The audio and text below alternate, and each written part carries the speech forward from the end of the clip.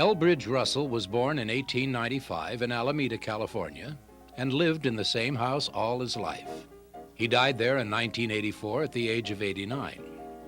His dad first built a Carlisle and Finch layout in the attic of their two-story frame house in 1907, and that is where it stayed for the next 77 years.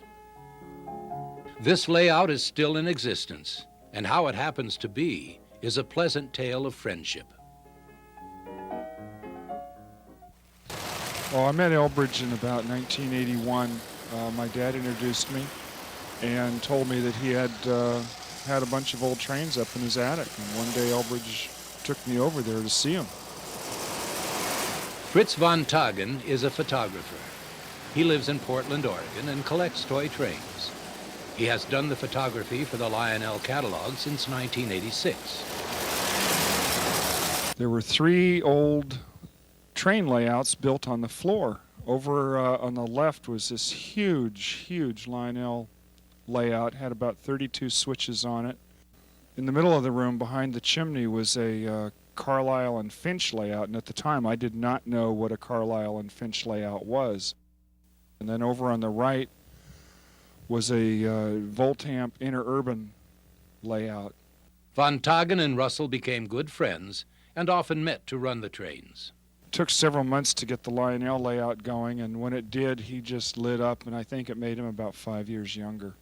The Interurban Voltamp set took just a little bit of oil, and I'd never seen a train run that smoothly in my life, before or since. It's just a beautiful running machine.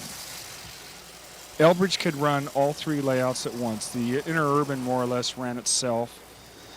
The Voltamp needed constant attention, screwing in and screwing out light bulbs to control the speed, and then he could switch the tracks. And the Lionel, he had 3 trains running on the same layout.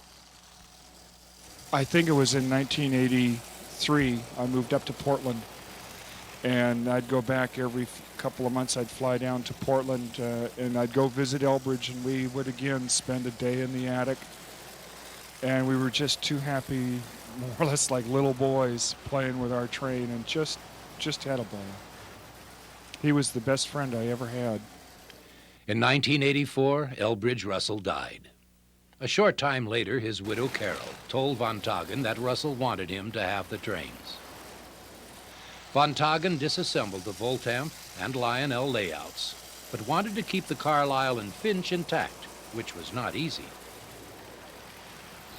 Yeah, I went up in the attic, and I unscrewed all the ties, lifted the whole thing up on bamboo poles that were laying over in the corner. Then I slid 4x8 sections of plywood underneath them, just took it downstairs in sections and reassembled it at my house in Portland. Von Tagen put everything back together in his Portland studio where this video was shot. Fritz von Tagen is 40 years old, a half-century younger than Elbridge Russell. But von Tagen said he considered Russell his best friend. Yeah, he was the nicest guy I ever met. There was a tremendous age difference, but I'm glad that he left me the trains because it helps me remember the fun we had together and the good times. I've since had people offer me quite a bit of money for the trains that I got from him, but there's no way that I would ever sell any of them. They mean too much to me, and Elbridge means too much to me.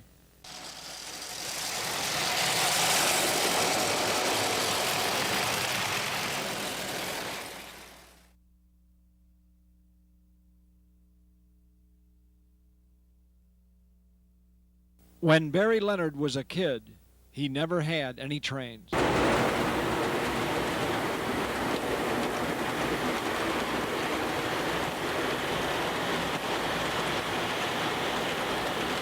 Other kids had trains.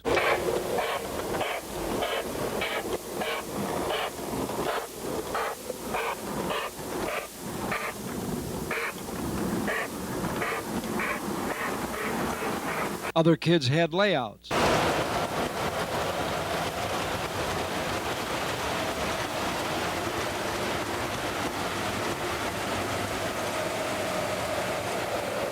It took a while, but now Barry has trains, lots of trains, and a fine layout, too.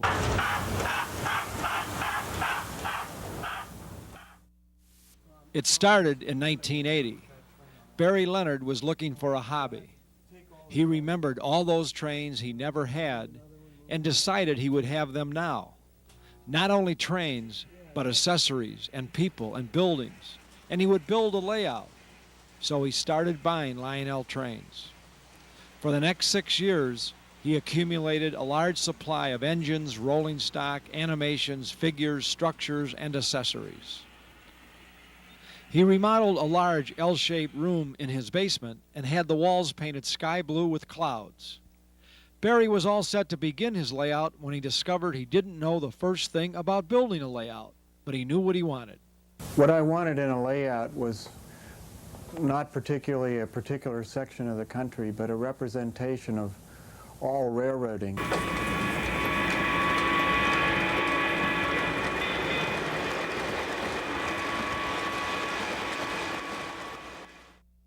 Barry wanted things to have a purpose, to be part of a theme. He wanted a logging area and a train to move coal around. He wanted to have an engine facility, a place to refuel diesels, a general store, a circus and carnival with lights and rides, kids playing, having fun, a young couple in love. Barry wanted to use all the trains, accessories, buildings, animations, people, vehicles, and everything else he had accumulated and create a cross-section of life in America. An ambitious undertaking, but just the sort of thing that Don Cardiff, a professional layout builder from St. Charles, Illinois, specializes in. Cardiff came up with a design which incorporated everything Leonard wanted. Work began in 1986, and the layout was delivered 9 months later. The layout was partially constructed in Cardiff's shop, then delivered in modular form to Leonard's home. It took 4 days for Cardiff and his crew to install the layout. Installation included connecting the modules, wiring, touch-up scenicking, connecting the transformers, connecting the relays and signals, and placing the structures. Barry worked right along with the crew. The experience was sort of a school for layout building, and much of what he learned has come in handy. He wired all the accessories, streetlights, building lights, some of the animated scenes, and even has been able to troubleshoot electrical problems. Pretty good for a guy who didn't know anything about layout building. As you enter, the mountains, which reach from the floor almost to the ceiling, grab your attention. Decorating from the floor up is a trademark of Cardiff design layouts. The room is L-shaped, measuring 30 feet by 20 feet along the wall opposite the entrance and 15 by 40 feet along the far wall. The mountains are alive with lumberjacks chopping trees and sawing wood.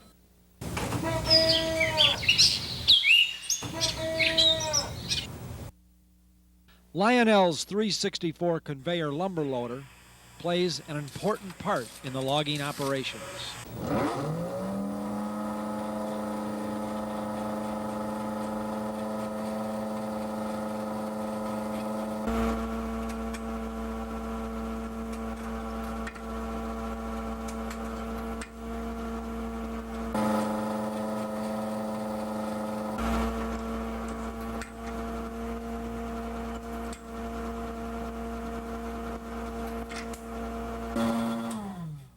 Just beyond a trestle bridge on a siding are 3 scratch-built models of work cars used on the railroads in the late 1800s.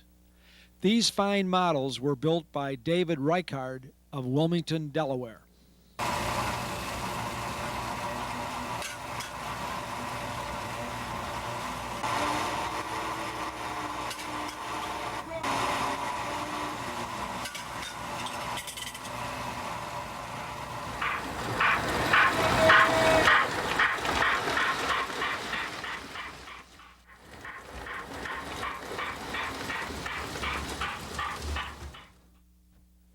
To shape the mountains, Hydrocal was applied with a putty knife to a wood framework covered with screening.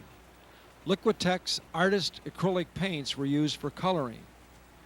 The colors used include burnt sienna, raw sienna, burnt umber, and Payne's gray. After painting, Woodland Scenic's blended turf and foliage were added to the mountain tops. Don't be surprised if rabbit stew is the special of the day at Mom's place. There are 2 main lines, each with relays. 3 relays on one and 4 on the other, and a total of 18 blocks. Each block is on a separate transformer. This permits Barry to operate as many as 5 trains at one time. 3 KWs and 4 ZWs provide the power. Gargrave's track is used along with Ross custom switches.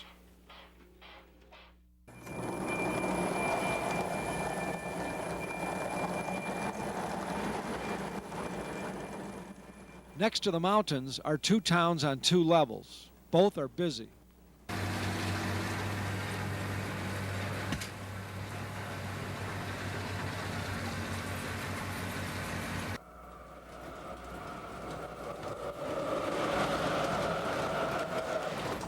The scale buildings in the town on the lower level were scratch built by Hal Meacham of Pittsburgh.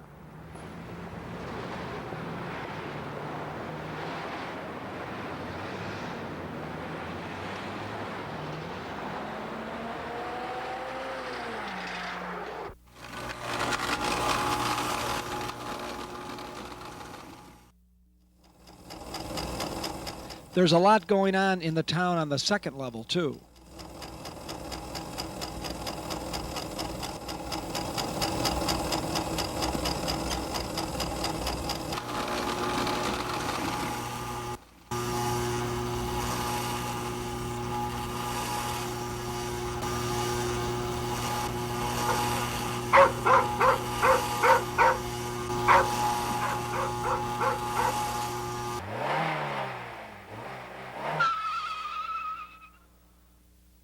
Here, a pretty blonde is having difficulty getting her boat out of Barry's Boat Center.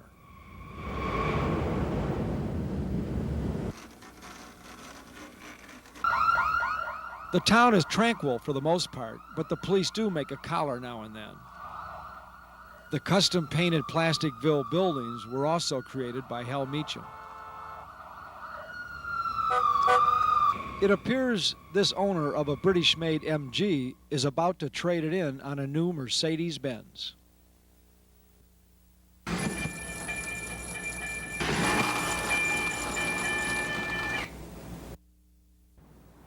At the far end of town, the Lionel 419 heliport, made in 1962 only, rests on top of the Greyhound bus station.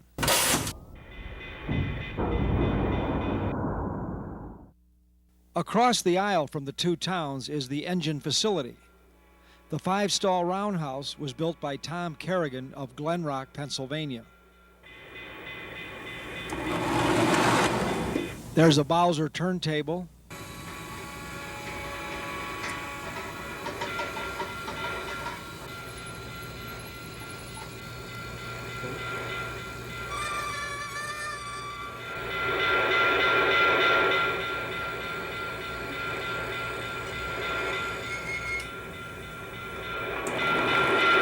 The Lionel 415 diesel refueling station, and the classic Lionel number 30 water tower, introduced in 1947 and made through 1950.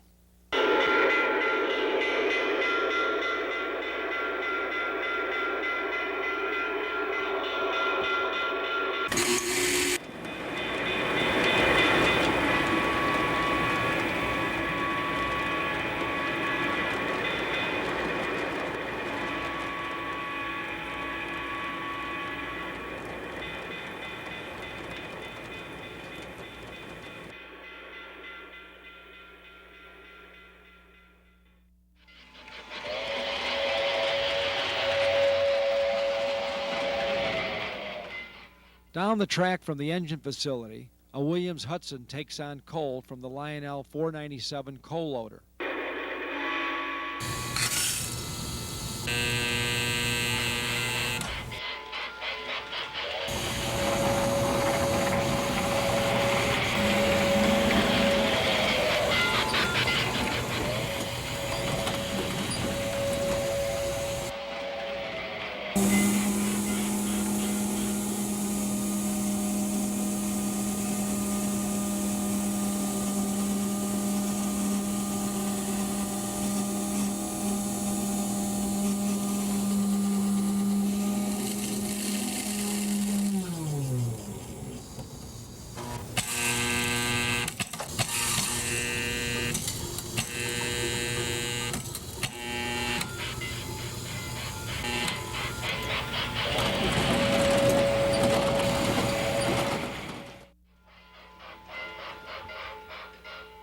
The famous Rail Chief set, headed by the Scale Hudson, passes the Buildings Unlimited model of Lionel's factory in Hillside, New Jersey.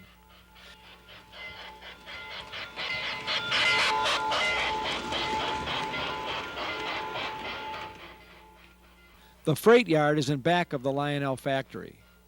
Barry picked up the Scale switch tower from the Bloom estate sale in Cleveland. In the 50s, Harry Bloom was one of the largest Lionel dealers in the country. There's a young Lenny Dean on Lionel's loading dock working hard to impress his bosses. He obviously succeeded because he's still with Lionel.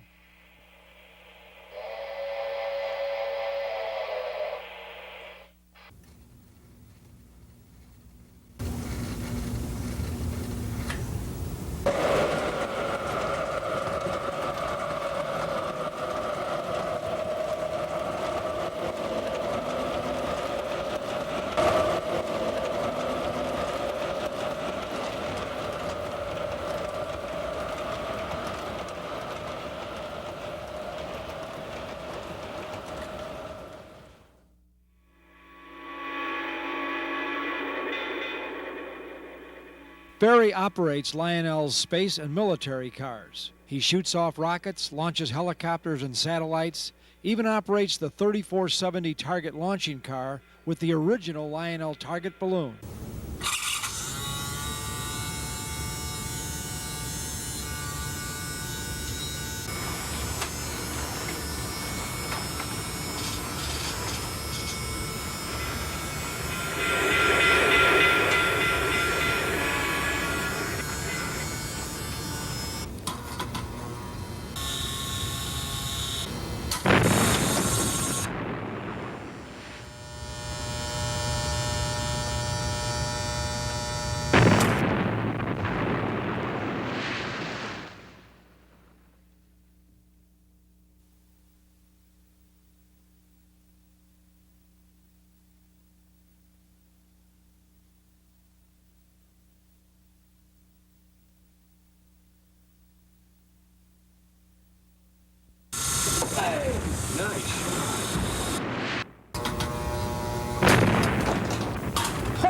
Didn't lock it though.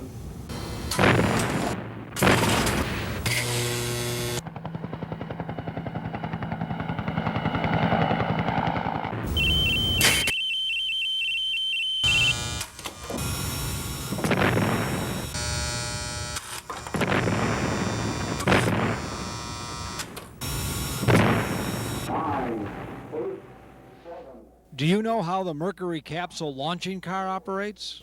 With the capsule on. And what happens is that it comes out, the string stops the rocket, and then the capsule flies out and then comes down in a parachute, like the real thing. 2, 1, 0.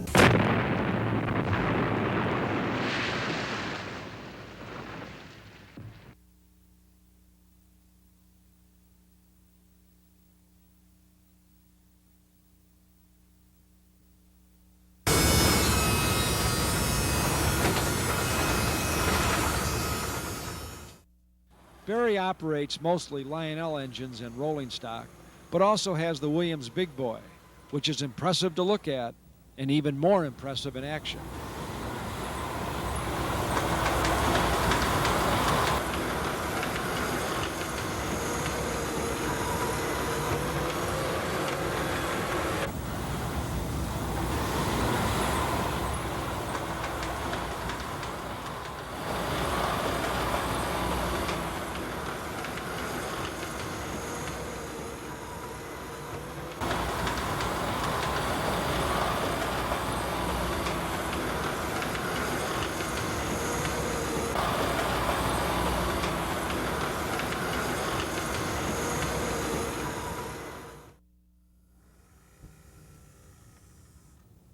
Freight yard action includes the 12-700 Erie magnetic crane.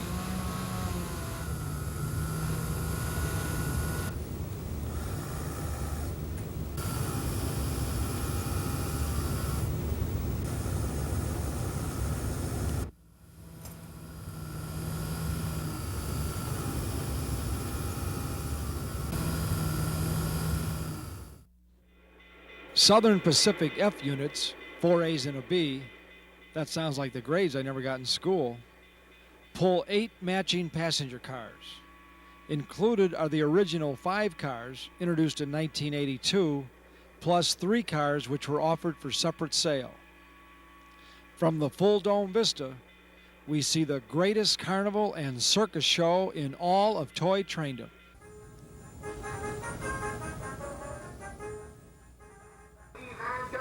Children of all ages, welcome to the greatest show on earth. Step right up, take a dip, step right up, take a dip, step right up, take a dip, step right up.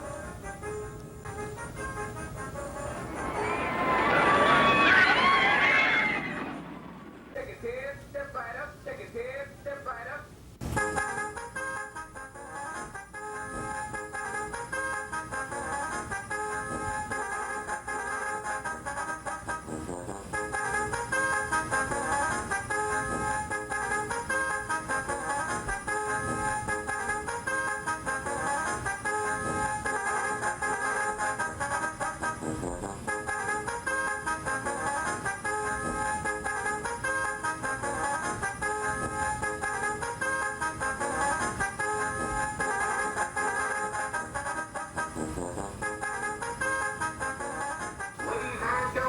Children of all ages, welcome to the greatest show on earth.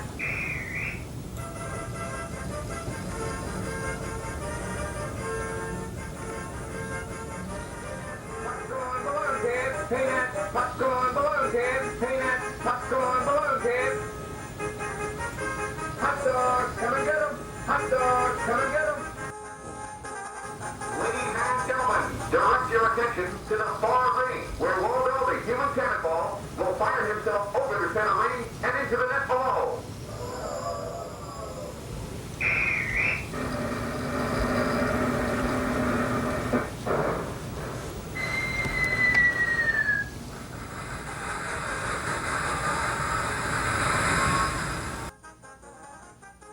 Ladies and gentlemen, make way for the largest pack of pachyderms to ever travel under the big top.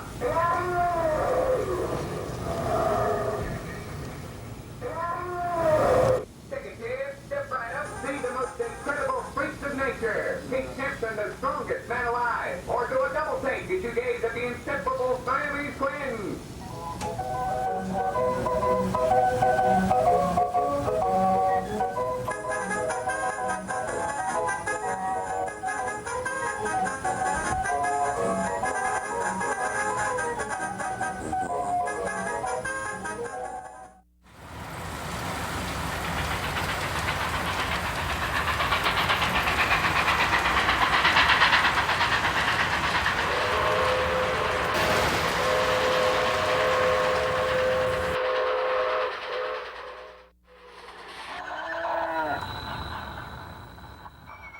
Next to the circus is the stockyards, where Lionel's 3656 stock car and corral is shuffling the cows in and out.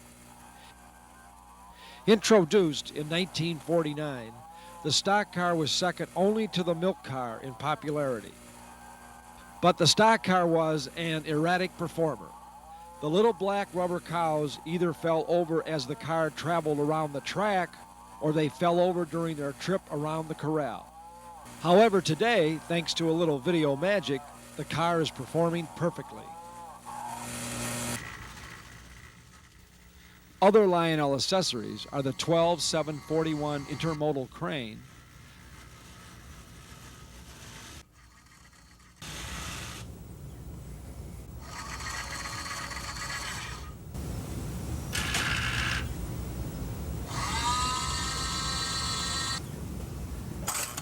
the 3454 merchandise car,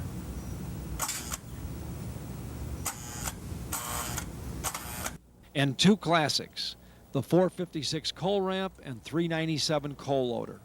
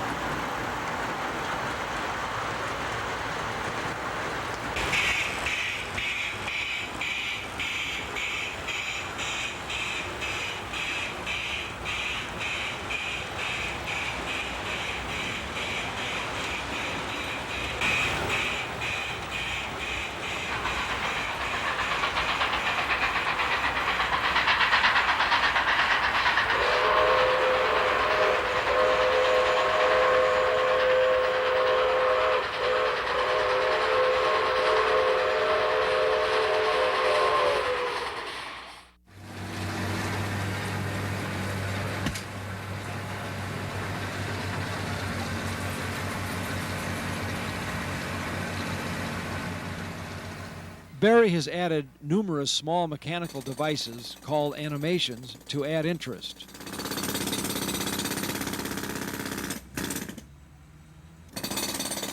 The animations were created by Paul Piker of Spike's Wonderland and Al Gomecko of Wilkes-Barre, Pennsylvania.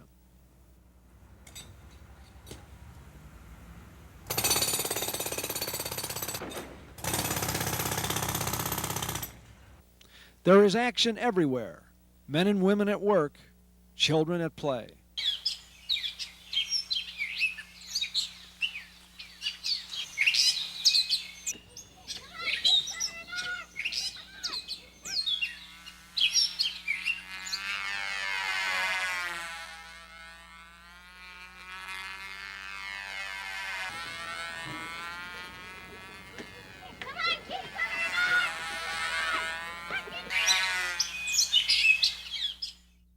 The main attraction in the small town at the far end of the layout is Paul Piker's marvelous fire animation.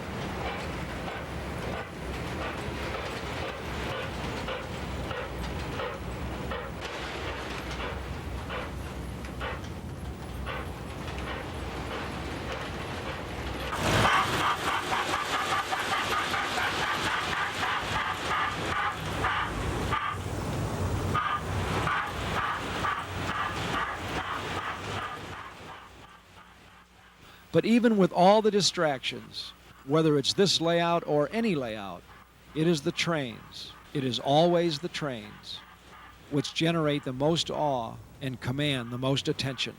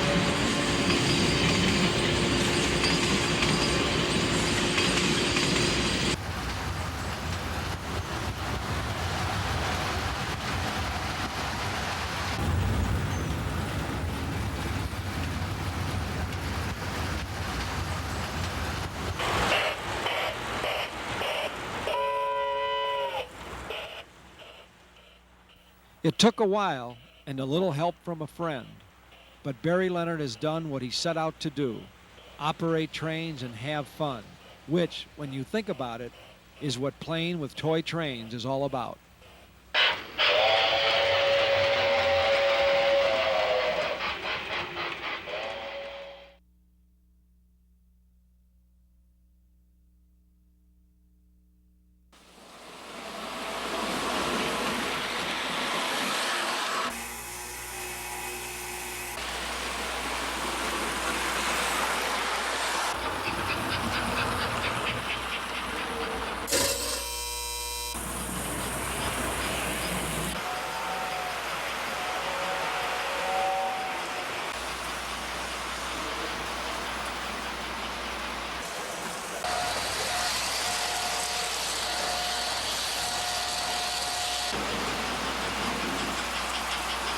Realism and toy trains. Compatible? Not usually, but consider Brad Nelson's layout.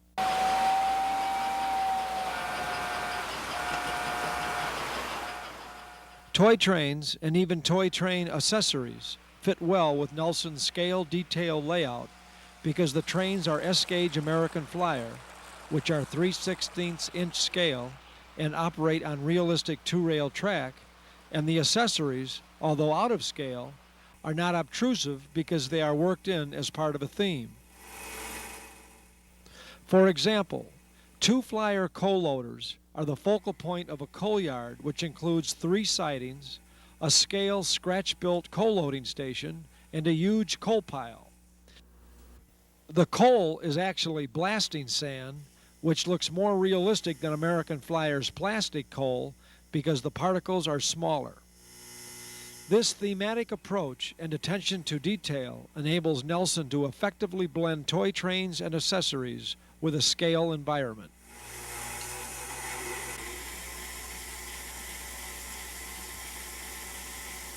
The type of layout I wanted to build here was stay with the tin plate trains, American Flyer, and still get realistic layout as far as like the scenery goes and the track detail as much as I could, and blend the accessories in so they look real as possible and still stay with the toy train effect so people can get the idea of how a toy train can fit into a realistic background. So.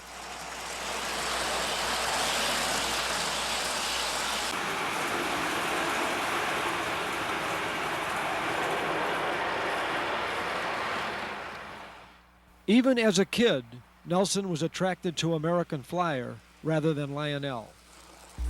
You don't see a 3-rail go down on the real ones out there, so that's why I went with Flyers, because it's 2-rail track and it's more realism. And till you get that 3rd rail, I think I'll stay with Flyer.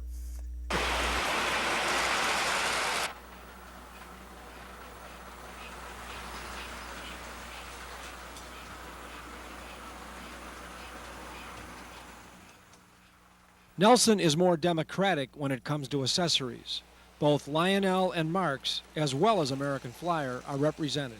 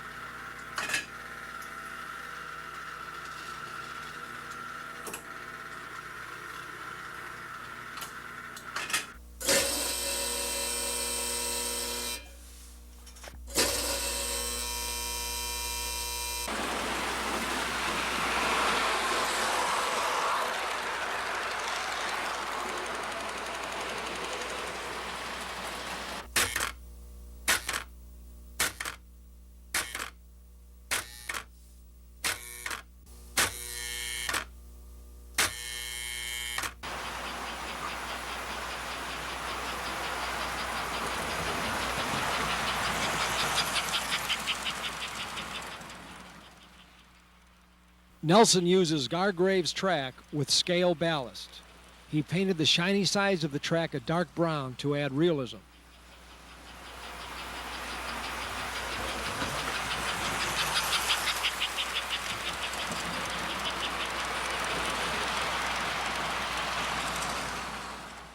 The layout measures 25 feet by 13 feet.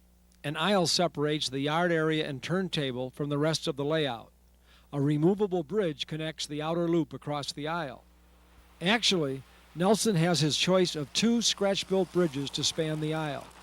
One is a contemporary steel arch bridge and the other a more dated wooden trestle bridge. Changing bridges is a snap. It's a good thing Nelson can change bridges easily and quickly, especially when a Missouri Pacific ABA with 7 passenger cars is headed his way at full speed.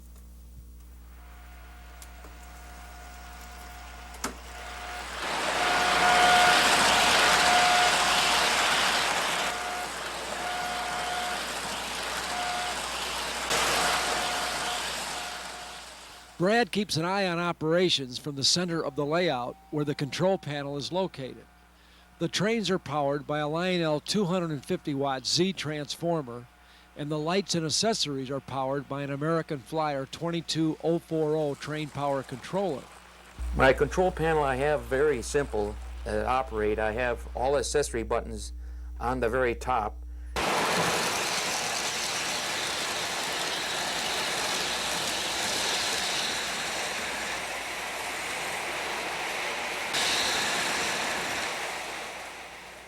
Nelson started out as a collector, but as prices began to escalate in the late 60s, he became an operator. He decided it would be more fun to buy inexpensive trains and restore them than it would be to worry about a bunch of valuable trains sitting on shelves. So he sold his collection and began to look for basket cases he could buy at swinging prices. In the late 60s and early 70s, you could buy beat-up Flyer trains at reasonable prices. An example would be this 080 switcher. When purchased, it was rusty, it didn't run, and it was missing parts. Brad completely disassembled it, stripped off the old paint, found the needed parts, worked on the motor, repainted it, and now it's a fine-looking and fine-operating locomotive. Total time, 1 year. Total cost, under $30.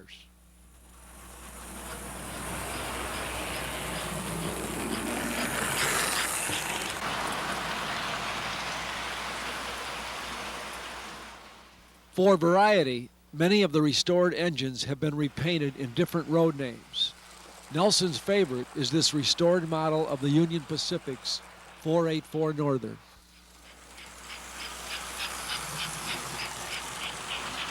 Called the Challenger, this fine engine was made by American Flyer between 1950 and 1956. It featured what the Flyer catalogs referred to as that big train choo-choo sound.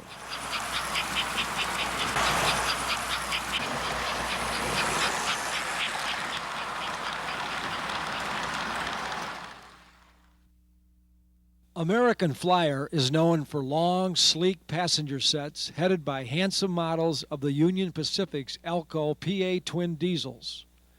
Nelson has 5 of these gorgeous sets, and each one sees plenty of action.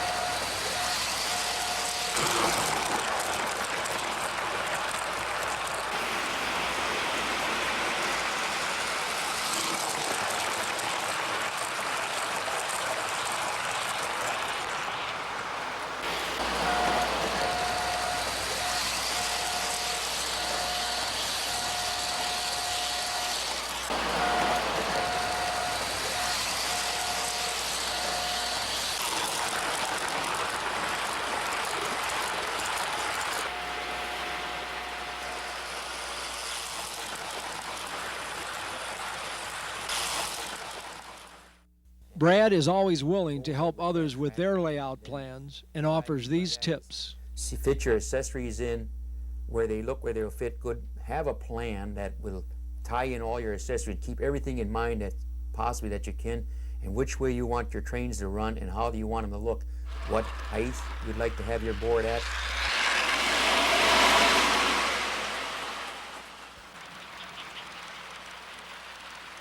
Brad says the biggest problem in operating American Flyer trains has to do with the E-units.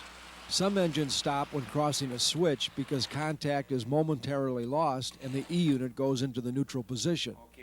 Locking the E-unit in the forward position will solve this problem. Keeping the units clean and well lubricated also helps.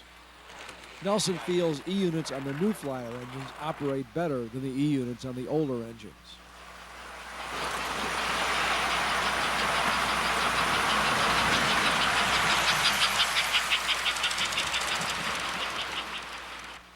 The mountains are plaster over screening. Brad mixed vinegar with the plaster to delay the hardening process. This allowed extra time to work in small rocks, grooves, trees, ground cover, and other detailing.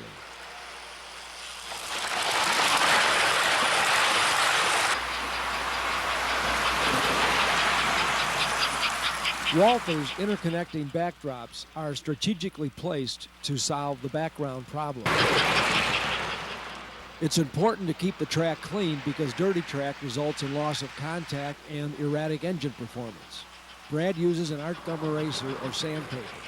Cleans the track, takes the grease and dirt and everything else off, and on this reverse loop, it's kind of critical that that be clean because when the electric goes through it, it seems to be a touchy thing. It's all hooked up right, but any little dirt or anything like this, and she'll just stop.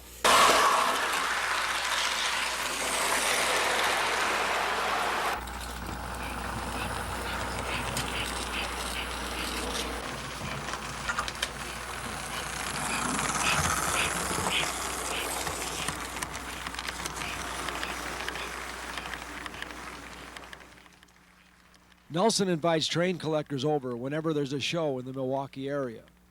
But his hospitality is not limited to train enthusiasts. He likes to invite neighbors and young people too. He wants others to share in his fascination with toy trains. I think it makes them, takes them back to their childhood and gets them interested in trains again, which I am promoting the hobby. I do love it, and I think it's a good pastime. Well, we certainly agree with Brad. Toy trains are a good pastime. If you want information on anything you saw on any of the layouts, drop us a line and we'll try to get the information for you. Thanks for watching. We hope you enjoyed the show, and we hope to see you again soon. Until then, full speed ahead.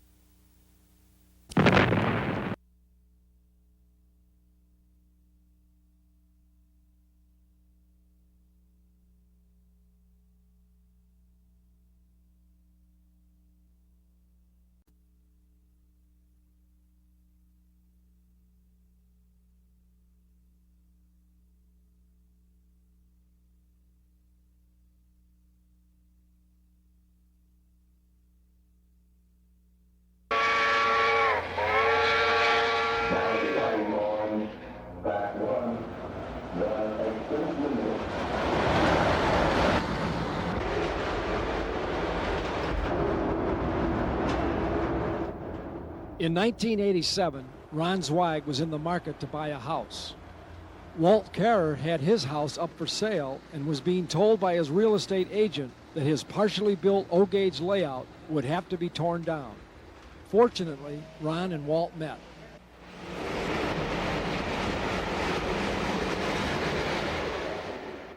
Our children had gotten married and left home, and we decided to sell the big house and look for something smaller. And we spent a while house hunting, not finding anything. And one day we came upon a house that was just going on the market, and my wife and I went in to take a look, and the lady of the house showed my wife the upstairs while her husband said, "I want to show you something downstairs." I went downstairs, and there was the beginning of a great layout. 35 years ago, a similar thing happened to Ron. He had completed the bench work for an HO layout, but before he could finish, he had to move. When he saw Walt's layout, he smiled and thought how life has a nice way of evening things out. So I came upstairs and told my wife we ought to buy the house. She said, "But you haven't seen it." I said, "Well, I've seen enough," and she liked the upstairs, and then we made a deal. For Ron, this was an ideal situation. The part of layout building Ron liked least, the bench work, had already been masterfully done. And the part of layout building Ron liked best, creating scenery and building structures, had not been started. And Ron found more than a layout. He found a new friend. Walt eventually bought a house about a mile away. And every Tuesday night, Walter comes over and helps me work on the layout, and he claims he has the best of both worlds. Now, you know, his layout is continuing, and yet he doesn't have to do all the work. It took Walter 5 years to install the room lighting, do the bench work, lay the track, and build the mountain. But there was no scenery, no buildings, no accessories. One of the first things we did was replace the switches, and then begin wiring it and doing what I like best, I guess, is the scenery and the structures and the layout. And I've been working on it now for almost 4 years. And it's never finished.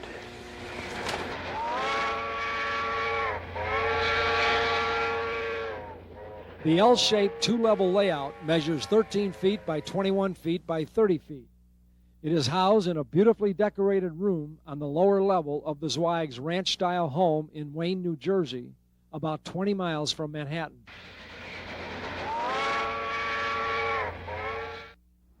We'll start our tour at the Roundhouse. The Roundhouse is a Korber kit. Sooth smoke units, the same units used in Williams and Weaver steamers, produce the smoke. The turntable is a 105 scale-foot diamond structure kit. The power feed comes in through the top rotating bracket, just like on real turntables.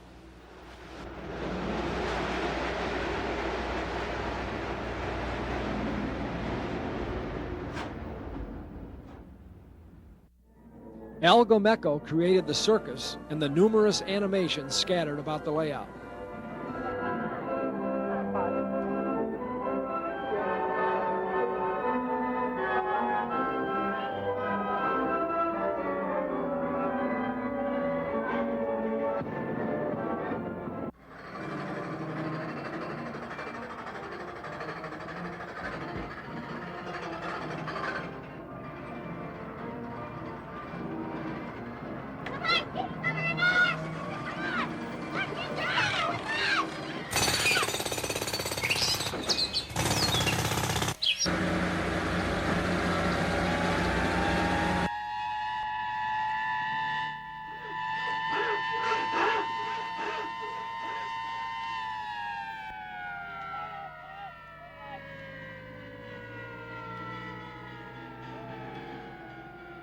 A Lionel 785 Hudson pulls a line of finely detailed scale circus cars made by Dave Reichart of Wilmington, Delaware.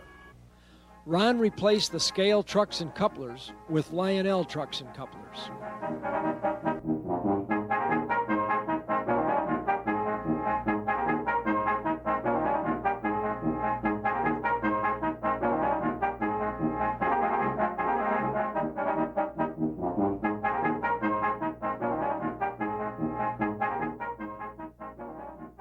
The row houses are by International Hobby of Philadelphia.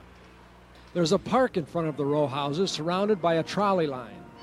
The 3 Bowser trolleys are controlled by relays and take the folks from the neighborhood to the downtown shopping area located at the other end of the line. It's the 50s, before shopping malls, and the downtown business district is alive with activity. There's the first comical bank, Harry Moovall the barber, an outdoor cafe, a man getting his shoes shined, and another hailing a taxi.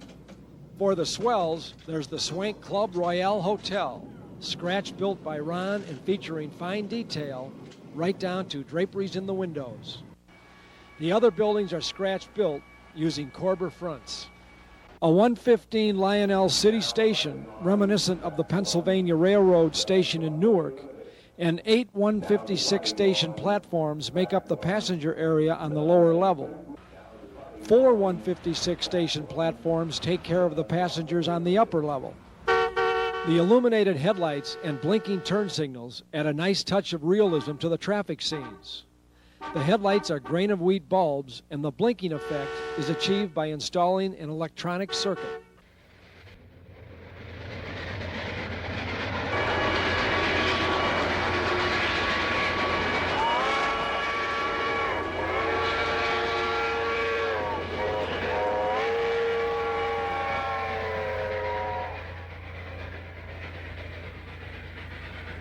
The industrial area features large and medium-sized factories, all with quirky names. There's the I.C. Berg Refrigerator Company, the Lawston Foundry, the Spare Tire Company, the Legendary, and the R.U. Knotts Lumberyard. I'm not a collector. I like to operate the trains, but I also like action on the layout, and that's why I have a lot of action-oriented either accessories or other features, whether it's the backhoe digging in the street or the house on fire and so on.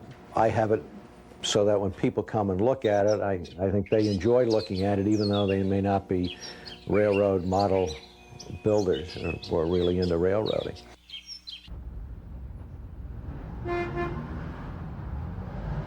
It's a fun layout, and there are a lot of hidden things on it, and people sometimes look at the layout 2 or 3 times before, and they're always discovering things on it that they missed the first time around, which is the fun of it.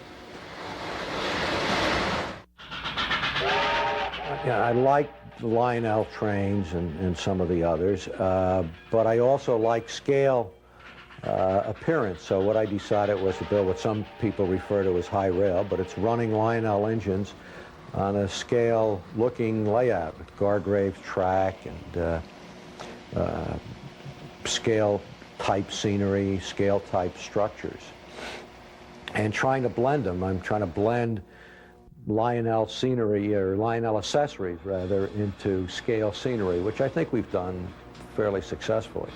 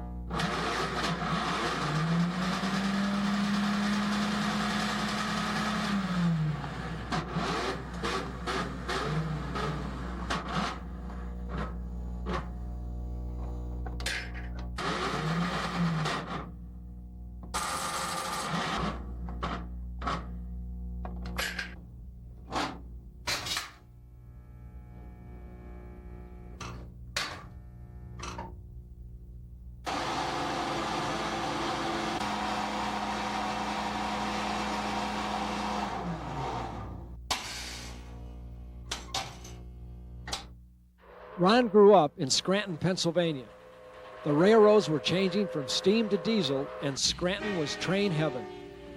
The Delaware, Lackawanna, and Western, the Delaware and Hudson, the New York, Ontario, and Western, and the Lehigh Valley roared through town daily. It is not surprising that Ron, whose home was on Railroad Avenue, has had a lifelong fascination with trains. Memories also influenced Walt. If you look at sections of the Pennsylvania Railroad down in Newark along McCarter Highway, you'll see that they used actually very large sized brownstone on the elevated sections of the railroad. So as a kid, I always was down in that area. So I wanted to do something like that. I come up with the idea of using the Z-brick and the mortar that comes with it, cutting them up into approximate size. It's not really to scale. It's a decor brick or Z-brick. It's a plastic type of material, and it's all you have to do is score the Z-brick.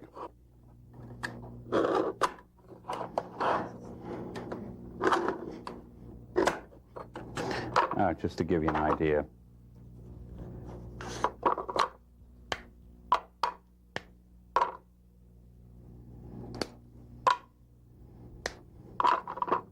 You make up a batch of these, and you just apply the mortar, and just like you're building a brick wall, you just put the small bricks on. When that's all done, there's a lot of dust on here. Take a brush and just go around it like this here, clean it up, and that's it. The table is constructed. It's 2x4s, and it has a 3/4 inch plywood decking on it, and we put Homosote on top. In some areas, we added cork on top. And then for ballast, we did a mixture, which is for every unit was 2 bags of dark brown, 2 bags of light brown, 1 buff and 1 black. We thoroughly mixed that together. And then swept it in between the ties and on the side, sprayed it wet with a water spray, and then with a diluted white glue, sprayed over that and glued it down pretty tight. The Z-brick mastic was also used to create the mountains and hills. Many people I know use wire screening. We use burlap because it was easier, I thought, to work with, and we can get nice crevices out of the burlap. After the burlap is on, we put varnish on it to stiffen it, and then just slap this Z-brick material on, put a base coat on, and then later a little bit more water soluble, and got features such as ridges in the material. We used it to place real rock. While the Z-brick was wet, these are all real rock pieces. And one of the major advantages over things like plaster is it doesn't chip. And not only that, but it's flexible. I just use a water-based paint over it. What I do is use a water-based brown, and then we sprinkle dirt on top of it. And we use baseball diamond dirt.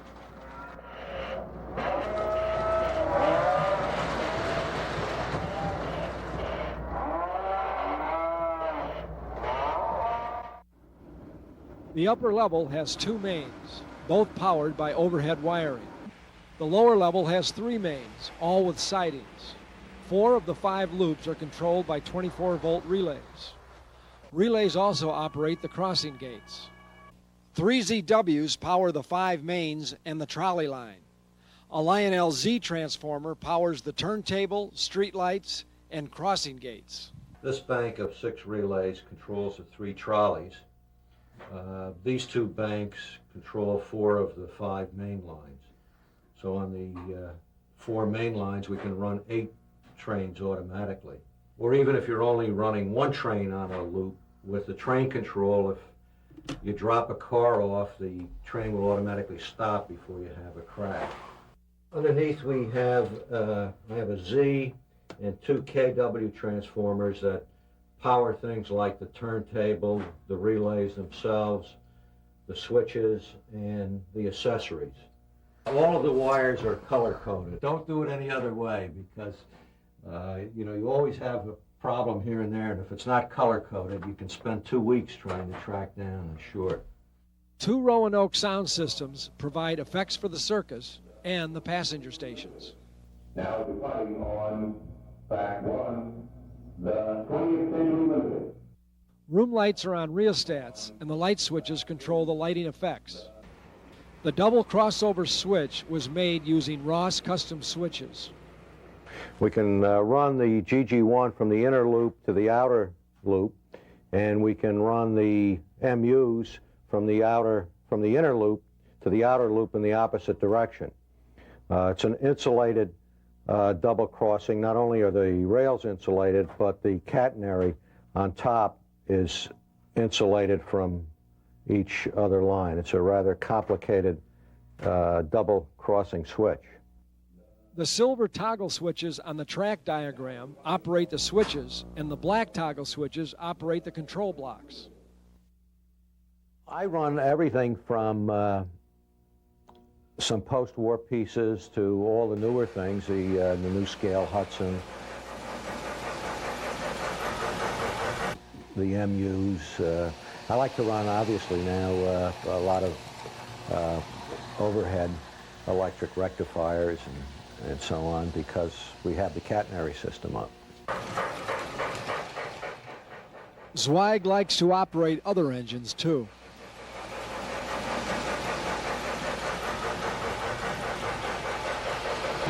Now departing on track 1, the Express Limited.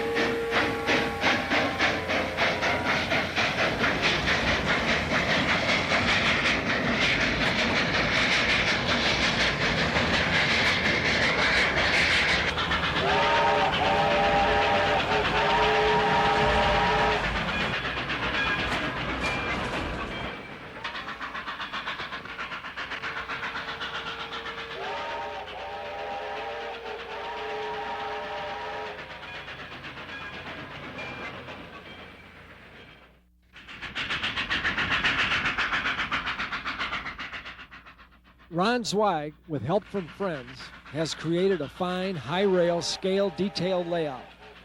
But as impressive as the track work, scenery, and structures are, the thing that sets it apart from other fine high-rail layouts is the catenary system.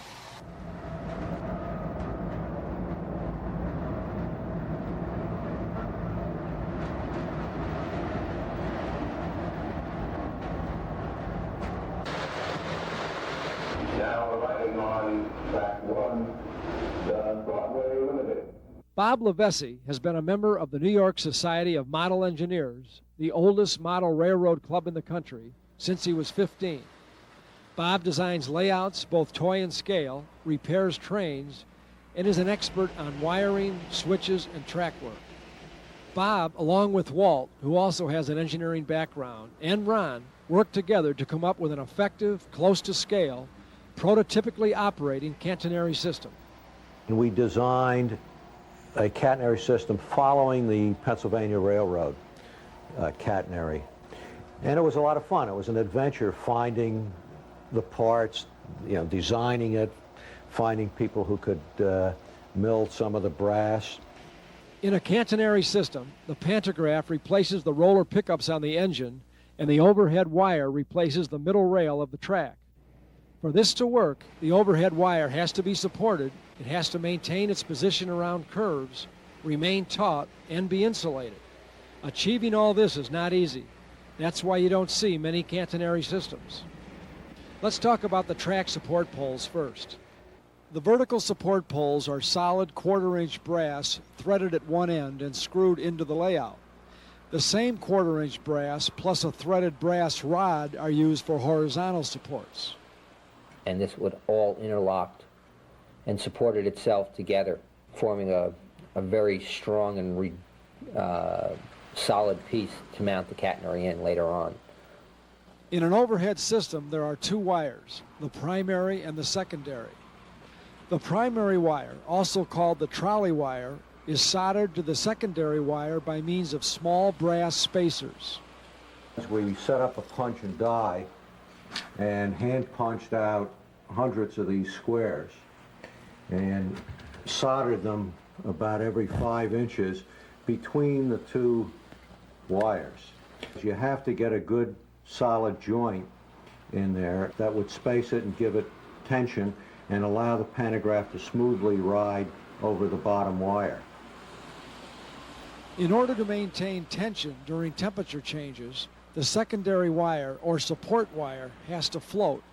Achieving this is the hardest part of any overhead wiring system. We achieve this by making our hanger bracket out of a piece of tempered or half-tempered brass rod and then bending it and then soldering the end point with a silver solder and coming in and drilling a hole in slightly oversized the wire diameter where the wire could float through it. Plastic water bottles filled with sand and attached to the ends of the wires supply the weight necessary to keep the free-floating wires taut. The primary wire must be kept above the center of the track. To maintain this position on curves, additional wires are needed. These wires are called pull-offs. Pull-offs are connected to either the trackside supports or to the primary wire feeding the other line. You attach wires to the top wire and pull it off to the pole so that you get a curve in the wire and you get the proper tension and spacing between the wires. You use other pull-offs. Since the primary wire is hot, all pull-offs and support brackets have to be insulated. You're dealing with brass which conducts electricity, and you have to keep, obviously, the two lines separated. The entire system was scratch-built, including the plastic washers used for insulators. Slip those on the hanger so that the power was insulated on each line. And the thing would be riding like that inside the brass. So there's no way that this could actually conduct electricity across. Small pieces of clear lucite provide insulation for the pull-off wires. Attached it to each half of the wire to provide the insulation so that the power that's in this line is insulated at this point.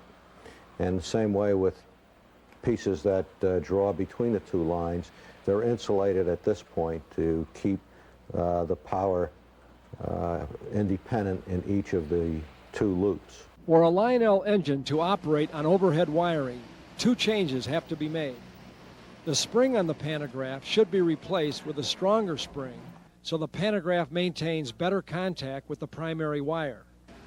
And the wire from the motor has to be disconnected from the roller pickups and connected to a brass plate which is wired to the pantographs. But, you know, it took us a while to do it, but you know, I think of all the features on the layout, I love the catenary the best. You know, the thing that amazed me the most was, I guess, you know, my friends really engineered it well because I think it looks good, looks in scale. The wire is thin enough to look scale, and yet it runs perfectly. It ran perfectly from the time we soldered the pieces together. And quite honestly, that surprised me. It worked better than, quite frankly, than putting in track work. We're not going to duplicate this in my lifetime or anything else. This is Ron's masterpiece. The dictionary defines masterpiece as a work done with extraordinary skill and exceptional artistic achievement. Masterpiece, a good word to describe Ron Zweig's layout.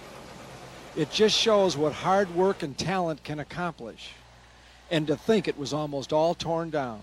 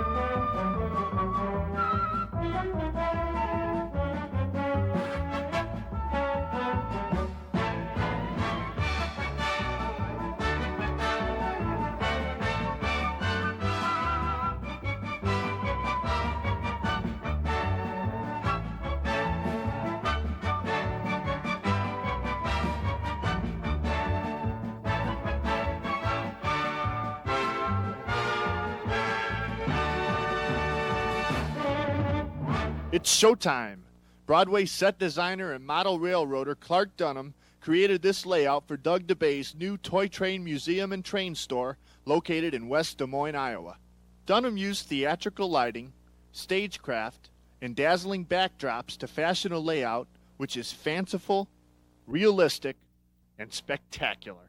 There's a deep river gorge, high mountains, lush clouds, passenger stations, freight stations, farms, big cities, little towns, a bookstore, and bridges, a sensational 8-foot-long viaduct, a gas station with an airplane, men at work, kids at play, a sleek streamliner riding on clouds, and of course, the factory where lifesavers are made.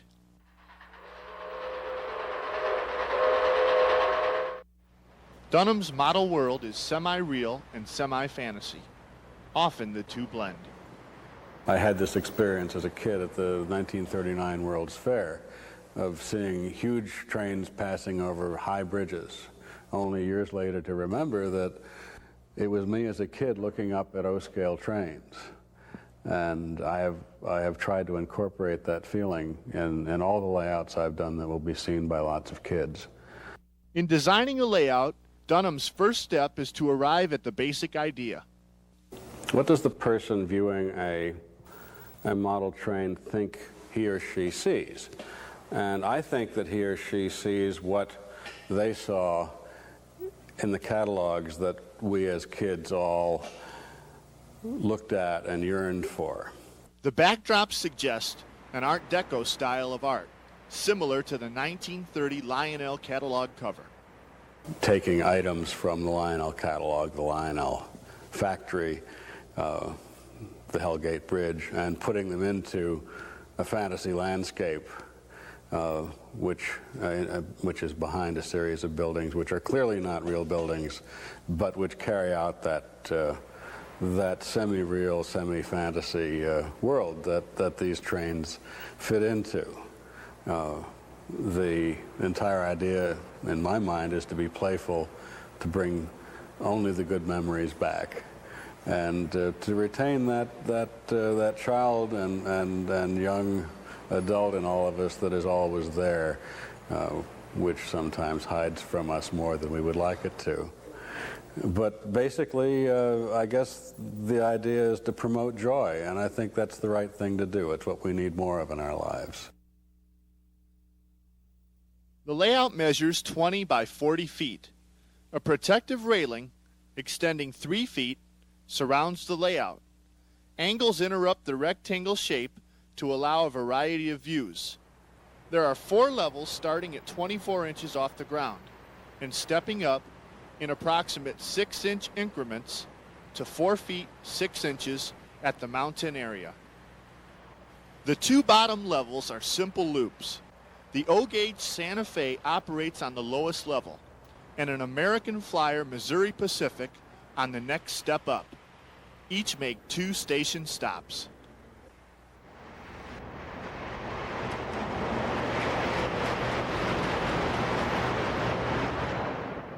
Four trains operate on the 3rd level.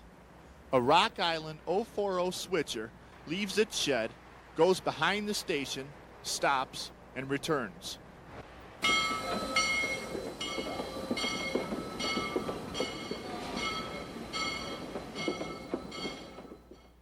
Two 2-car sets of Bud and MU cars share a loop. They alternate between waiting at the turnout and making the rounds, which includes a stop at the commuter station.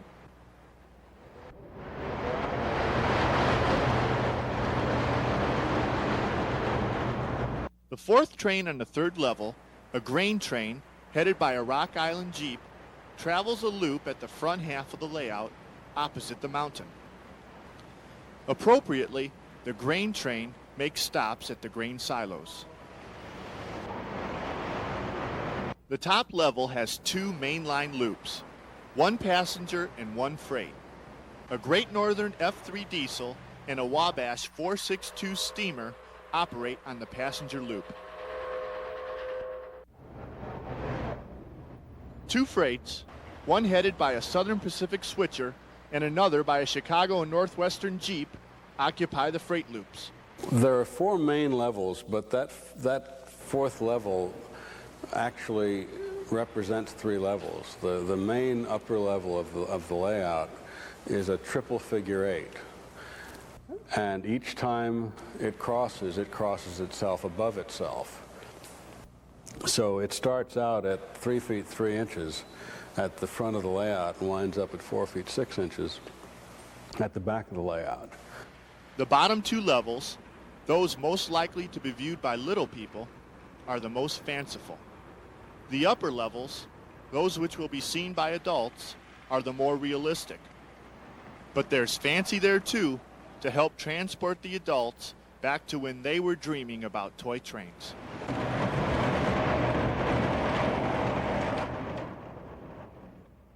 We use a current sensing system developed by Dali Electronics, so that when a section of track which we've isolated feels the passage of current through a motor, of the locomotive obviously, it will send a command to a relay, which will then command another relay to do one of a series of things. It could be stop the train, period. It could be stop the train and set off a timer, which when the timer runs out will start the train again. That is a station stop. Or it can do a series of very sophisticated combinations of those things, including throwing turnouts, as on the donut section over here, where we dispatch alternately one train into the loop after the other. I know it sounds complicated, but we try to keep it simple by using the same combination of devices to do all these things. So it's really only a very few devices used differently.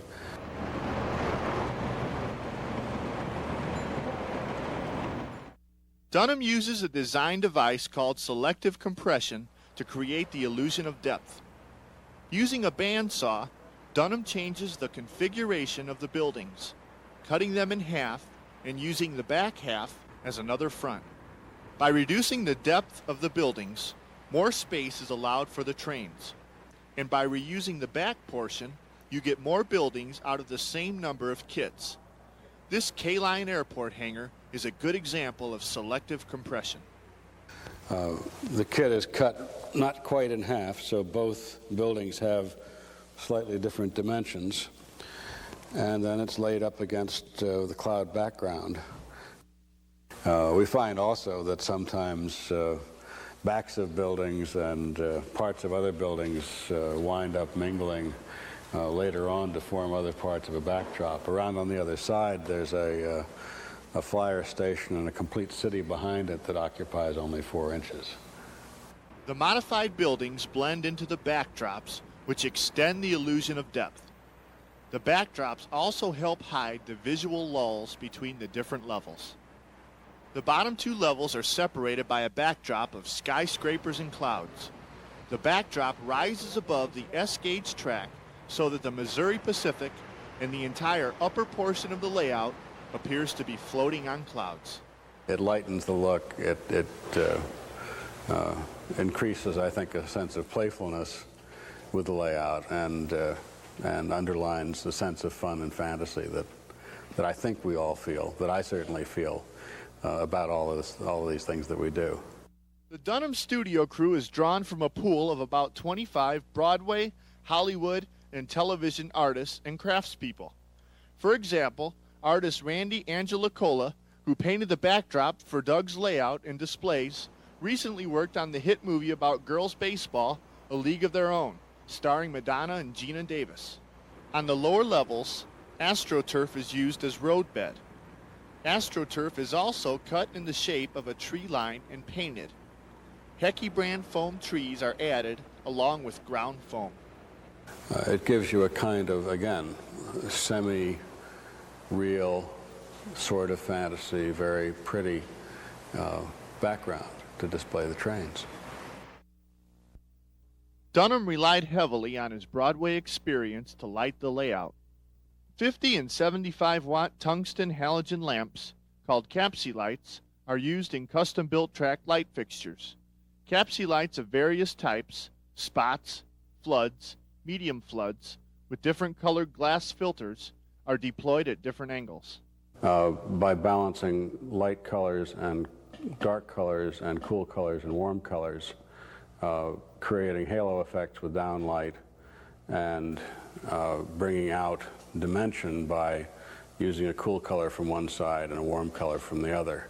What you see is state-of-the-art lighting for model train layouts.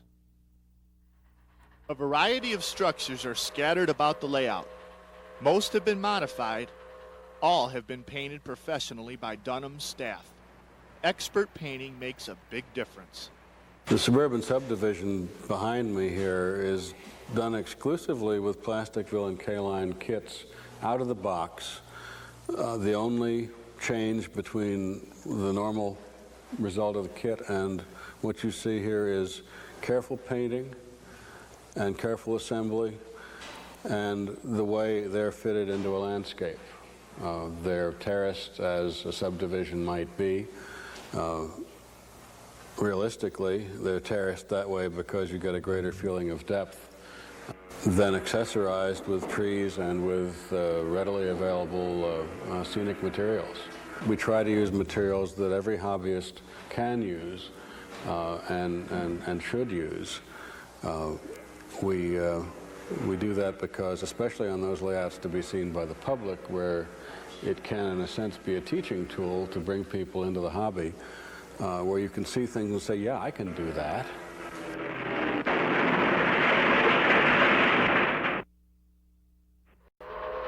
The large buildings, the grain elevators, coal loader, and large passenger station are by Thomas Kerrigan of Glen Rock, Pennsylvania. At the front of the layout is a patch of renovated Victorian homes reminiscent of those one might see in a yuppified section of a big city. The buildings, by International Hobbies, have been cut to various depths and painted. All buildings are painted before assembly. The Broadway musical always strives for a spectacular opening, something that will grab the audience and rivet them to their seats. Dunham has brought that Broadway tradition to layout building. Upon entering, the first thing a visitor sees is the giant Lifesaver factory.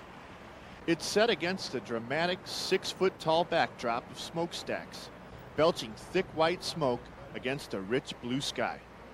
It works. People stop in their tracks. Originally, the Lifesaver factory was a Scale Architects model of an ammonia plant which Doug purchased at auction. Rather than keep it a drab and dull and environment-threatening ammonia factory, Clark painted it bright colors and turned it into a delightful Lifesaver factory. Eventually, there will be Lionel Lifesaver tank cars parked on a siding in front. On the interurban line, the Lionel Rico station was kit bashed with an Arlee station, along with 2 station platforms.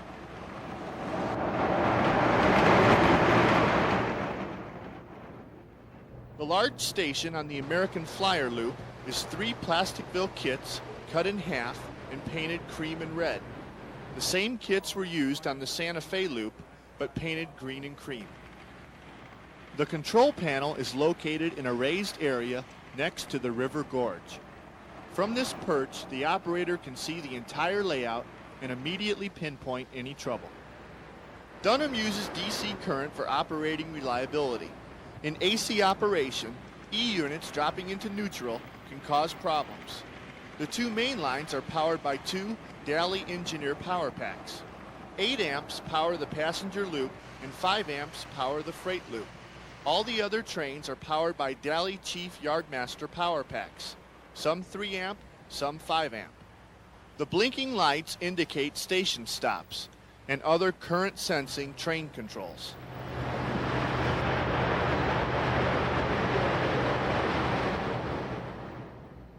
Dunham felt strongly the layout should have a Midwestern feel since it was in Des Moines. So there are granaries and farms. But Dunham is not one to be slavish about keeping things the way they are supposed to be. And I wouldn't want to put something like the Hellgate Bridge into the middle of a Midwestern scene, although I've quite unabashedly put it on a backdrop because it's part of the Lionel tradition.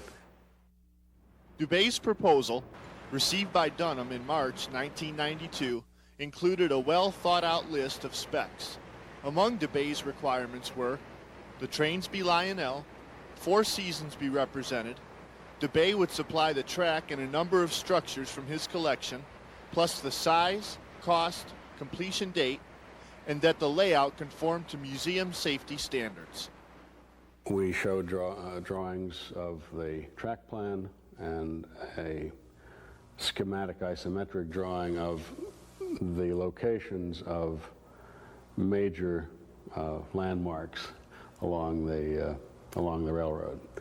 And Doug gave his approval, and we stepped out from there to create the specifics all the way around.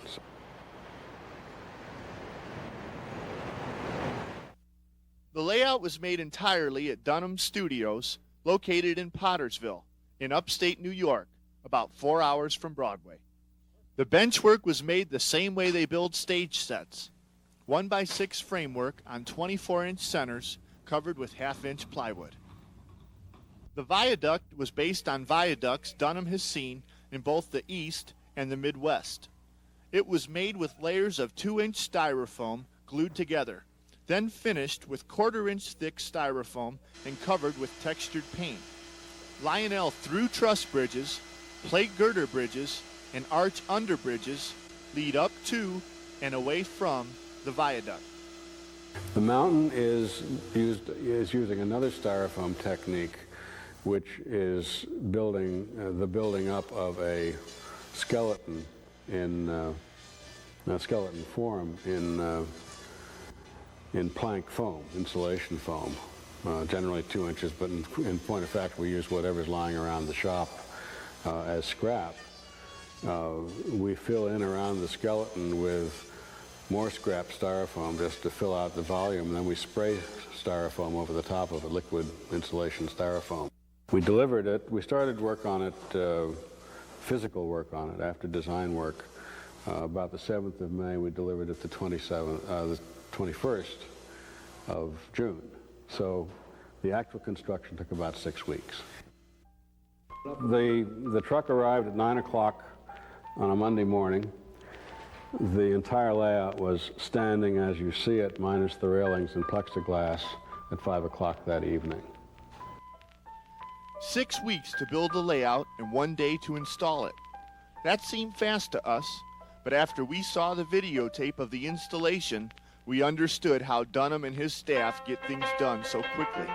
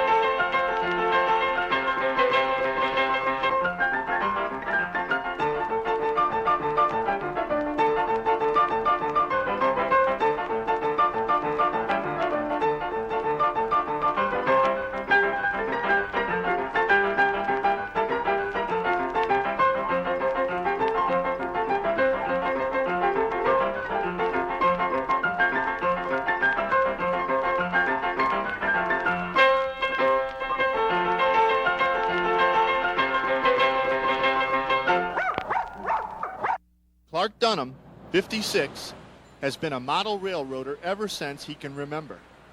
He started his dramatic career as an actor in 1956. He studied design and in 1960 became a scenic, lighting, and projection designer for the Broadway stage. Dunham has received 2 Tony nominations, one in 1984 for End of the World and another in 1985 for Grind. Both plays were directed by Harold Prince. Over For a Broadway career, one always knows if you're good at it, you'll finally get your big hit, your chorus line. I would never have dreamed, although it doesn't surprise me in retrospect, that my big hit, my chorus line would turn out to be on Model Railroad. After the Tony nominations, Dunham started getting proposals from advertising agencies. One such proposal was to design and build a 3-story high railroad station to house a giant model train display. It was to be built in the 6-story tall Citicorp atrium on 53rd and Lexington in Manhattan and became known as Citibank Station. It opened in 1987 and ran for 4 years. 750,000 people filed past the display, which featured 21 trains operating on 18 tracks. There was a backdrop of New York's skyline as it appeared in 1939, and a model of the 1939 New York World's Fair. The lighting was computer controlled and constantly changed from day to dusk to night to dawn. The layout was triangular in shape, each leg about 32 feet long. Citibank Station was a smash hit and propelled Dunham into a new arena, designer of model train layouts. I would rather do both model trains and Broadway because the two mix so well. Doing layouts of this scale have all the elements of doing a Broadway show.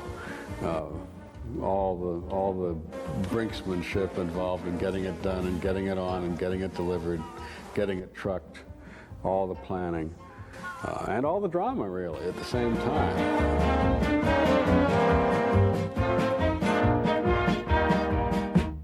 Doug DeBay's new museum, train store, and layout is housed in a new building designed to look like an old train station.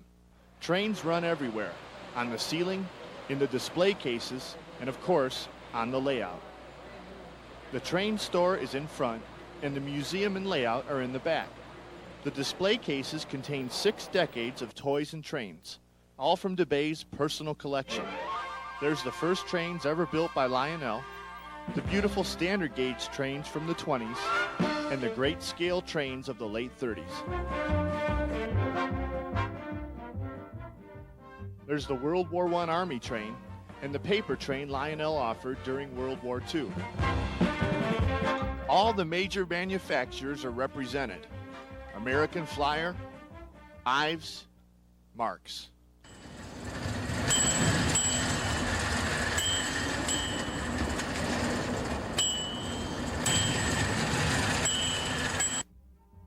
Even the Lionel race cars, the Lionel boats, and stove, chemistry sets, and a Rector Hudson. Over 250 feet of exhibits filled with sturdy and colorful toys. Toys which make older folks smile warmly like they do when they see old friends. And toys which leave the kids awestruck because they just never knew great toys like these ever existed. Opening day for Doug DeBay's Toy Train Museum and Train Store was July 23, 1992. It rained, but they came anyway.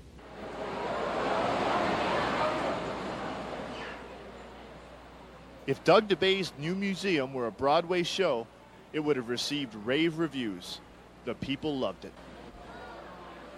Clark Dunham has combined his two great loves, the Broadway stage and toy trains, to create a layout which evokes memories and images of a time when all a kid dreamed about was building the biggest and the best toy train layout in the world. And maybe, just maybe, this is it.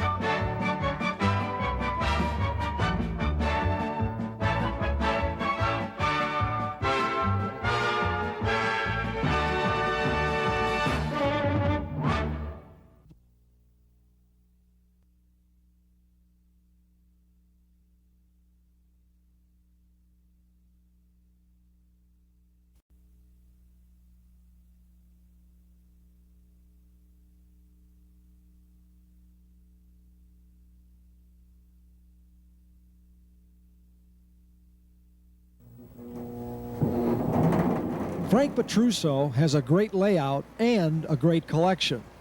Both are housed in this 3,000 square foot recreation room. The major part of the collection is displayed on shelves, and the 30 by 25 foot layout is at the far end of the room. Well, I was after what my ideal of what Lionel would have made in the 30s for a showroom layout. I wanted people to come down here and see what the trains would have looked like, brand new if at all possible, in the year that they were made.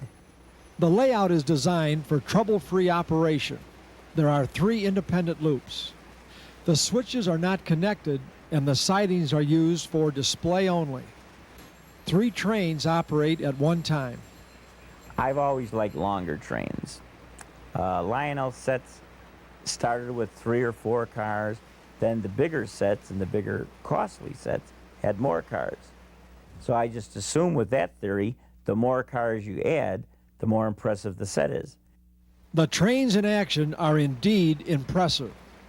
There are 2 orange 9s pulling 19 nickel-trim 500 series freights, a 408E apple green set with 4 extra cars, and the train which has become Frank's trademark, the famous Petruso coal train. 2 390s and 1, 2, 3, 4, 5, 6, 7, 8, 9, 10, 11, 12, 13, 14, 15, 16, 17, 18, 19, 20, 21, 22, 23, 24, 25, 26, 27 516 rubber-stamped hoppers, trailed by 3 of the rare 517 coal train cabooses.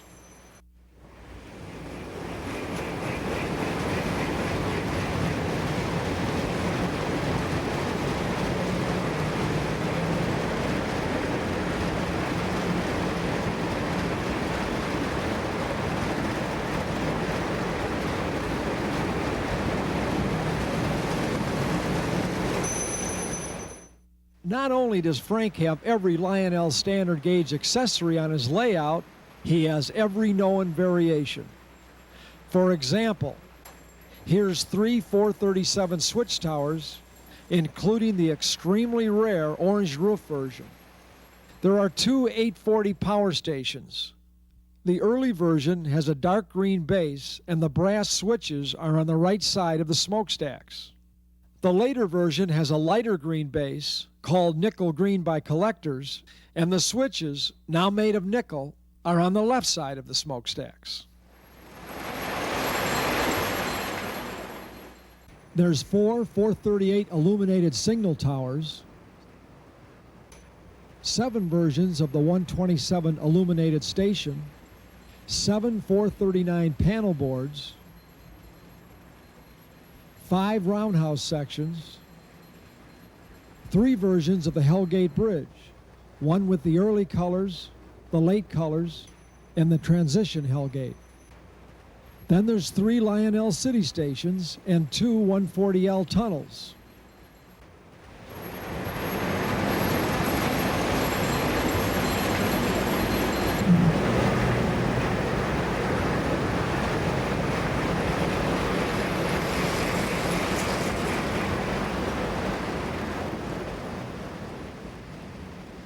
Frank has all 3 versions of the green and cream Lionel City station, the double window, the single window with and without exterior lights, and the same 3 versions in the later red and ivory paint scheme. Frank's layout also sports both early and late terrace stations, and 9 versions of the Lionelville stations. Well, first of all, I consider myself a purist. I don't want anything repainted or even touched up. It has to be 100% original. I have nothing against even reproduction parts, but I'd rather get one that has original parts, take the original trim off and put it on an original piece. I like pieces to be 100% original. We refer to the way I collect as upgrading collecting. Some people will collect for numbers. They want to have one of every number Lionel made. Some people want to have one of everything they made mint in the box. Some people want to have one of everything they made and different variations of it. I like to collect all of those. I believe in upgrading. I'll buy a whole set just to get one roof that's better than a roof that I have. I'll switch the better roof, put it on my better set. Now I have a second set, which is almost as good as the set I have on the shelf, but I've got a second set now for trading. There's a lot of trading done in this hobby. I have 11 variations of state sets, and I've gone through at least 50 state sets in order to upgrade car here that's a little better here to get a better one here. I'd say I've gone through at least 50 Blue Comet sets also to get the 11 that I have. The Lionel State and Blue Comet sets are the premier items of Lionel Standard Gauge, both from a standpoint of dollar value and the prestige connected with having them in a collection. Most collectors would be thrilled to have 1 or 2 sets in their collections. Frank has 11 of each, and they are all different. Lionel made state sets between 1929 and 1935. Early versions were headed by a single-motored 381E, and later sets were headed by twin-motored 408Es. There's basically 3 categories. There's the early green sets that basically have the apple green window trim. Then there's the brown sets, and then there's the other green cars that have the cream window trims. Now there are variations within those variations. The browns has 2 variations. They have the later series, which is the full chocolate roof with the brass stamped journals, and then they have the earlier brown set, which is the 2-tone roof. It's the chocolate brown roof with the tan ventilators and the cast journals, the very first journals that came out. Another difference has to do with the rivets at the ends of the cars. Only the early green cars came with rivets, but Frank has a brown set that has rivets. This brown one has the rivets, this one doesn't.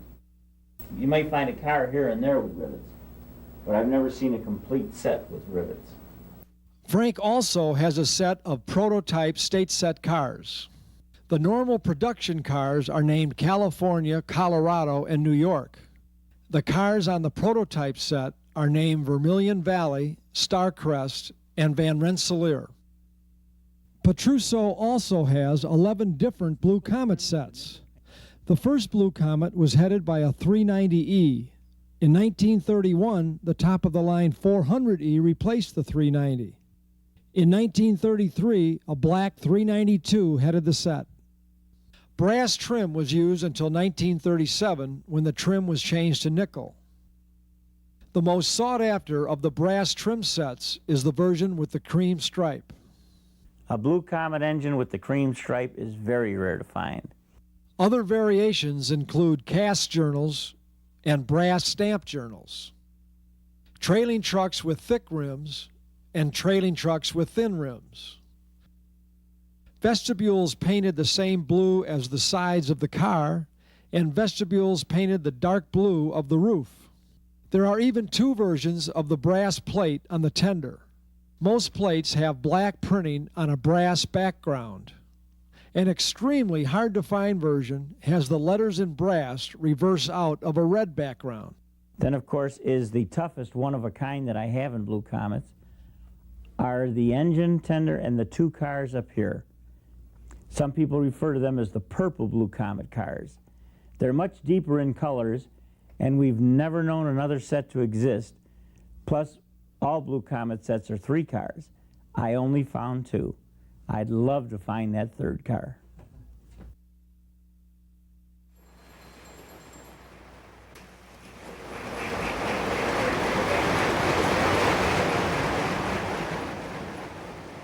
Frank's approach is the essence of what the toy train hobby is all about. He loves the trains, and through years of study, observation, and acquisition, he has earned the reputation as possessor of the finest Lionel Classic Period collection in the world. And, like any great collection, it includes a number of extremely rare and unusual items. Not too many people know that the standard gauge billboards exist. Lionel had a magazine, and I believe was the early 40s.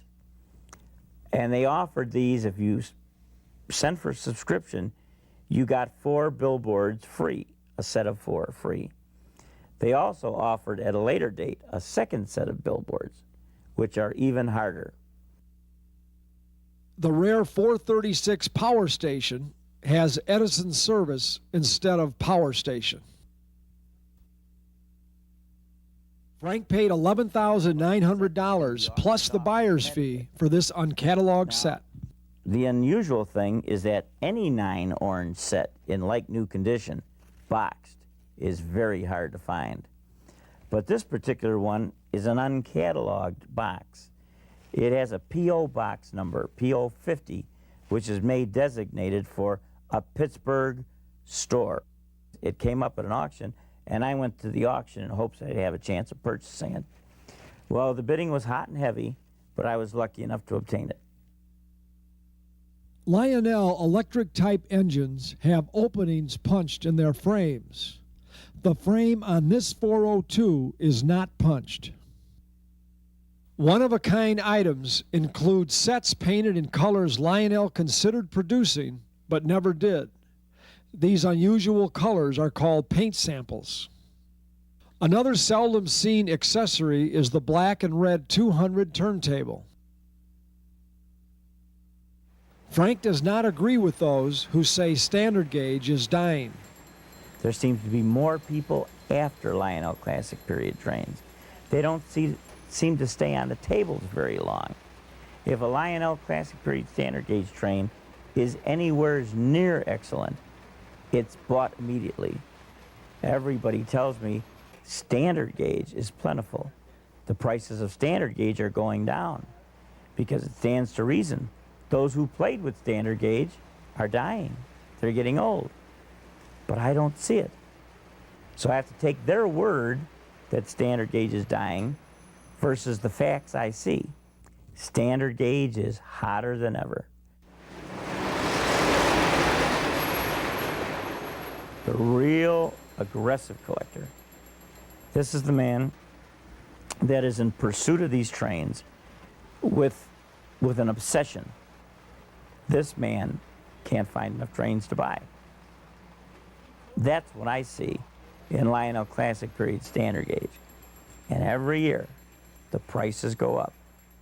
Recession, no recession, Republicans, Democrats, Lionel standard gauge trains are going up, and the chase has more people wanting to buy.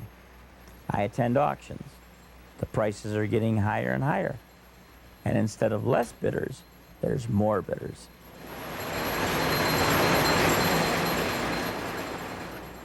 Shirley, Frank's wife, is also enthusiastic about toy trains. We got along fabulously with trains. She'd even come to some of the train shows. And I think she got hooked. Whether she got hooked because of me or she now likes them, she has as much fun with these as I do. I've made friendships that are unbelievable. I've made friends throughout the country, and that's a great feeling. Roy Jackson, Dennis Roche, we're all in this together. We believe in the buddy system. They help me out in one way, I try to help them out another way. Teamwork wins in sports. Teamwork wins in collecting trains. The loner loses. Roy Jackson has helped Frank add a number of operating accessories. Roy believes insulated track is the best method to activate accessories. The advantage to it is there are no springs to be constantly adjusted. So far as crossing gates, bells, gatemen, and that type of thing, they work almost flawlessly. You simply take some junk track and you take the middle rail out and take the cardboard insulators out, and then you pry apart one of the outside rails, put in the cardboard insulators, put the rail back in, and push the tabs back down. There would be a plastic insulator on each end to keep it from grounding out instead of a normal track pin. It's very easy done and very positive operation. For example, to wire a crossing gate, one wire goes to the insulated track section and the other to the accessory terminal on the transformer. When the train comes in contact with the insulated rail, the circuit is completed and the accessory is activated. I enjoy the peace of mind that trains give me. I come down into my room, and my wife refers to it as my executive sandbox. I come down, I run a train, I look at a train, I forget the world.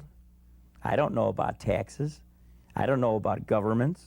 I don't know about crime. I know about Lionel Classic Period standard gauge trains.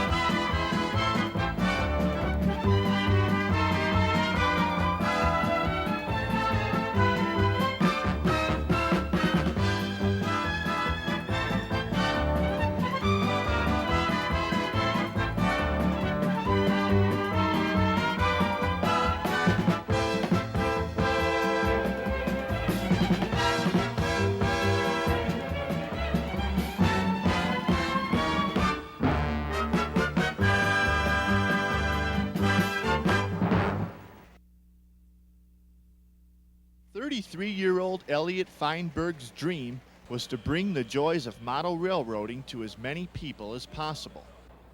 Entertainment is a model train layout located in the largest shopping mall in the United States. Elliot Feinberg built this layout.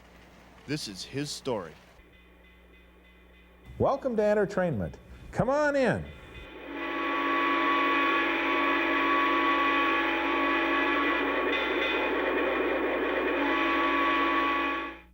Entertainment is comprised of 3 sections. The east and west sections are built against the wall, and the center section is a peninsula in the middle of the 2,000 square foot space. There are 12 independent loops and over 150 switches. The layout has 9 levels. The first is 4 feet off the floor, and the highest is 90 inches. Each is numbered in the hundreds. The first level is designated 100, the second level 200, and so on. There is over 1/2 mile of Gargraves track and 15 miles of wire. The trains and accessories are O-gauge Lionel. The layout was designed by Elliot and built with the help of about 20 railroading pals from the Twin City area. Work started in June of 1992, and Entertainment was opened to the public on August 15th. Improvements and additions are constantly being made. The benchwork is made of steel and fire-resistant wood. A sprinkler system protects the area under the layout. The mountains are made with Durabond plaster applied over metal lath. The layout costs $250,000.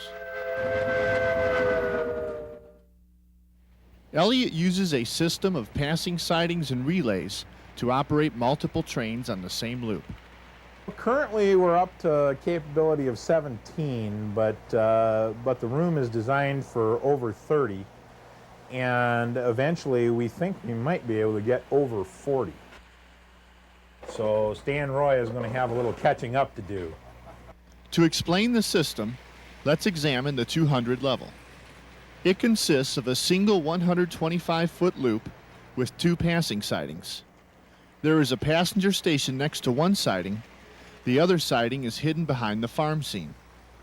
2 trains traveling in opposite directions operate on this loop. Here's how they get past each other. The system requires the outside rail to be insulated, but since Entertainment uses Gargraves track with wooden ties, the outside rails are already insulated.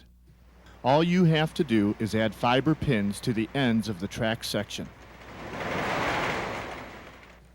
Switch A is always set to direct the Milwaukee Road passenger train into the station siding. A relay is connected to the last section of track. When the train comes in contact with this section, the relay is activated, cutting off current to the center rail and stopping the train. The freight comes out of the tunnel traveling in the opposite direction. It goes through switch B, and as it reaches the last section of track before switch A, it activates both switches. Switch A goes to the straight position, allowing the freight to proceed, and switch B turns to allow the passenger train back on the main line. This system is used throughout the layout and enables Elliott to operate as many as 5 trains on one loop, 3 in one direction and 2 in the other. Considering Elliott has 12 loops, it would appear Stan Roy's world record for simultaneous train operation is indeed in jeopardy. If all goes as planned, we should be running 40 trains, so Stan Roy, watch out. The 900, 90 inches off the floor, is the highest level and easily the most impressive. That's the one I've nicknamed the Grand Tour. That goes over the entire room. It forms a connection between all 3 areas of the room. It consists of 4 passing sidings and crosses over 4 bridges, including the 12-foot-long orange plexiglass bridge with the see-through bottom, and the impressive silver suspension bridge illuminated with lights that change colors.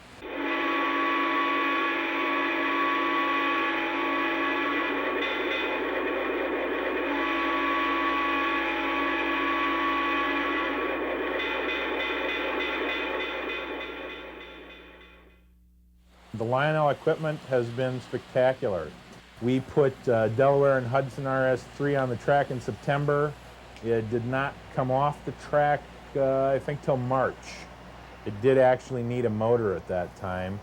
All the trains here run 11.5 hours a day, 6 days a week, and 8 hours on Sunday. There's no rest at the Mall of America. For continual operation like this, the CAN motors used on Lionel's cheaper equipment are more efficient than the AC motors found on the more expensive Lionel engines.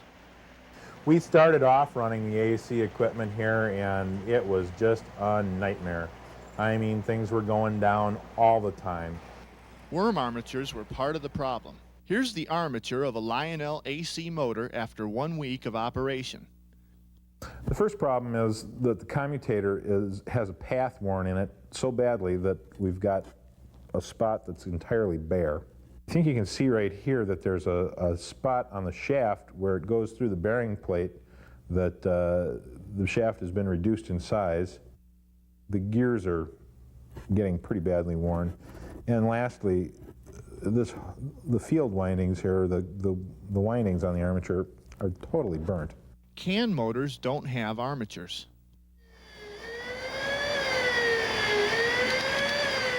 I'm absolutely thrilled to death with all the CAN motor equipment that we have. It runs. Usually the first thing that goes wrong is the gears will go out. So we'll replace the gears. After about 2 sets of gears, we go to a motor maybe, and then after that, we might have worn out the wheels or the rollers or whatever. So, you know, and they're nice because you get the parts and away you go. They're quick to fix. It is imperative all the engines go forward all the time. To ensure this, the E-units are removed. If you leave the electronic E-units in there, they have a tendency to be unreliable, and they will shift out of the locked position from time to time. They tend to forget. And we can't have them forgetting. They have to remember they have to go one way, and hard wiring is the way to go on that.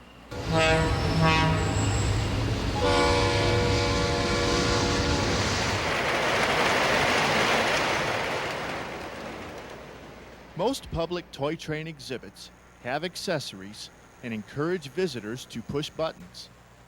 Entertainment has accessories and buttons too. The difference is, at Entertainment, you can operate accessories that require reloading. Yeah, there are other places that have interactive. They don't necessarily use the reloading accessories. We actually don't glue the ice cube to the man's paddle. We actually let the ice cube go in the car. And sometimes it falls down on the track and derails the train below. And we pick up the train and we pick up the ice cube and we go on with life. And it's fun. It's a little bit of a challenge to teach the general public how to use the accessories properly without abusing them. The kids have a tendency to like to really wail on the Iceman. He has a rough life.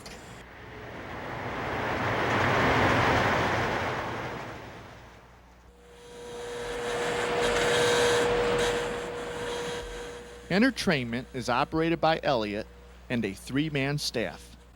I keep 3 employees on most of the time. One person, his job is carnival barker and conductor to punch tickets. The other person sells tickets and souvenirs from the window. And then the third person is my inside person. He is either busy fixing the trains, reloading the accessories for the people, or just generally talking to the customers.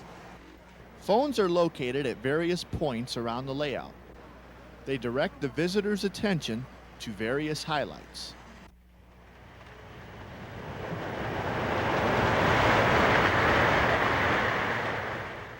The original plans called for a wall of plexiglass to separate the people from the layout. But in keeping with Elliott's low-key and visitor-friendly approach, the layout opened without the plexiglass, and Elliott just never got around to installing it. Oh, sure, we get, people bumping into the trains and knocking them off, and every once in a while there's a kid who, can't keep his hands off. Most of the time, it's the kids are so excited they reach out to grab the train, and we just go over and put it back on the track, and let the people have fun seeing the wreck, because sometimes they really get a kick out of the wrecks. So, it's no big deal. They're Lionel trains. They're tough.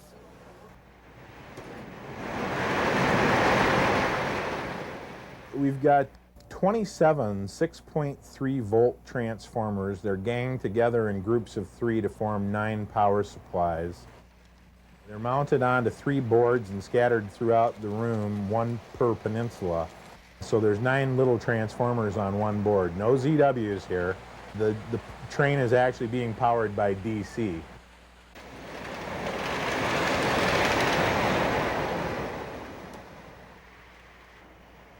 Curtis switches are used.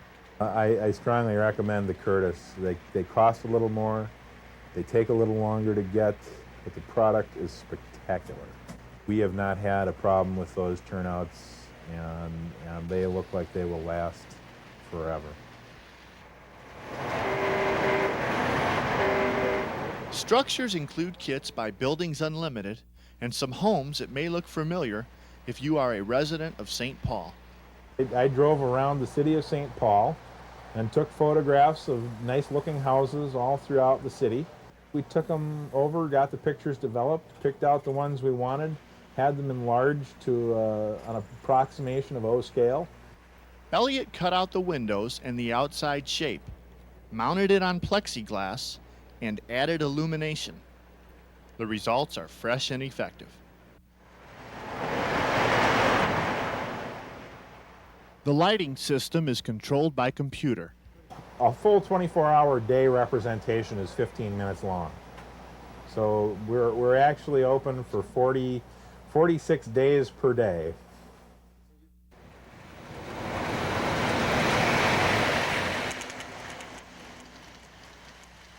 Elliott regards financial considerations as a necessary evil. If he could have his way, admission would be free, and every day would be spent spreading the gospel of toy trains to anyone who would listen. And one of the most satisfying parts of this business is seeing other people smile and having them be happy. I feel so satisfied. I was born in the 60s. I mean, Lionel was in its decline at that time, and I got trains and I loved them. And I played with them a lot, and I want to see that, that tradition continue. Part of it is an ego boost. It's fun to be a showman. I want to see people get hooked on trains again. I want this to be a great hobby. I've always liked Lionel trains. I want them to be number one. Model railroading has kept me out of trouble. When I was in high school and the kids around me were going to parties and drinking and finding out about drugs and sex and all that other stuff, I was at home in my basement playing with my trains. And my parents thought I was a little odd, but gee, they should have considered themselves lucky, I think.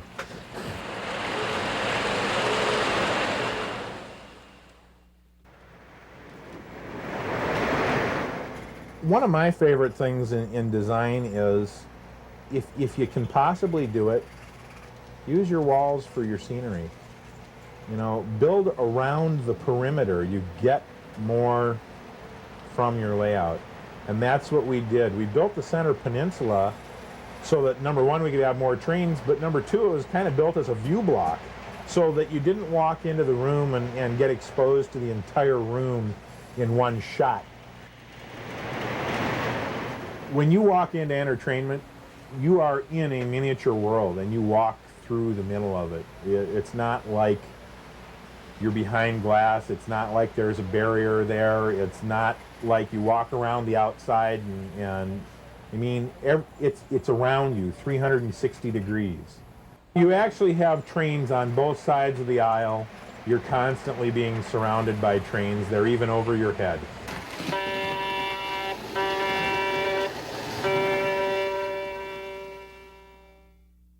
Entertainment is located in the Mall of America.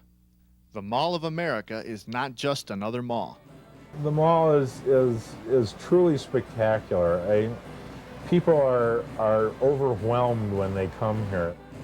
It's not really like any other mall that this country has ever seen. It's kind of, I guess it's kind of fashioned after the Edmonton Mall. I describe it as a square donut. Camp Snoopy is in the middle of the donut. That's a 7-acre amusement park under glass skylights. There's a roller coaster.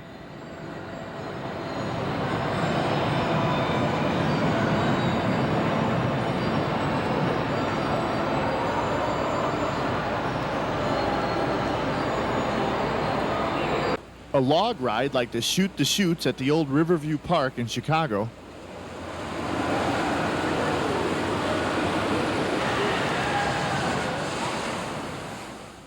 A carousel, a train ride,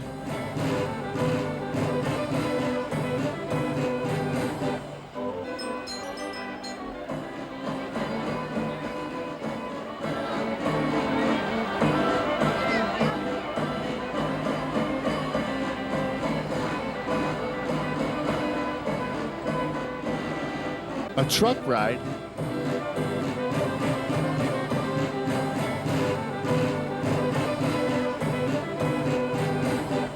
and a very impressive Lego exhibit.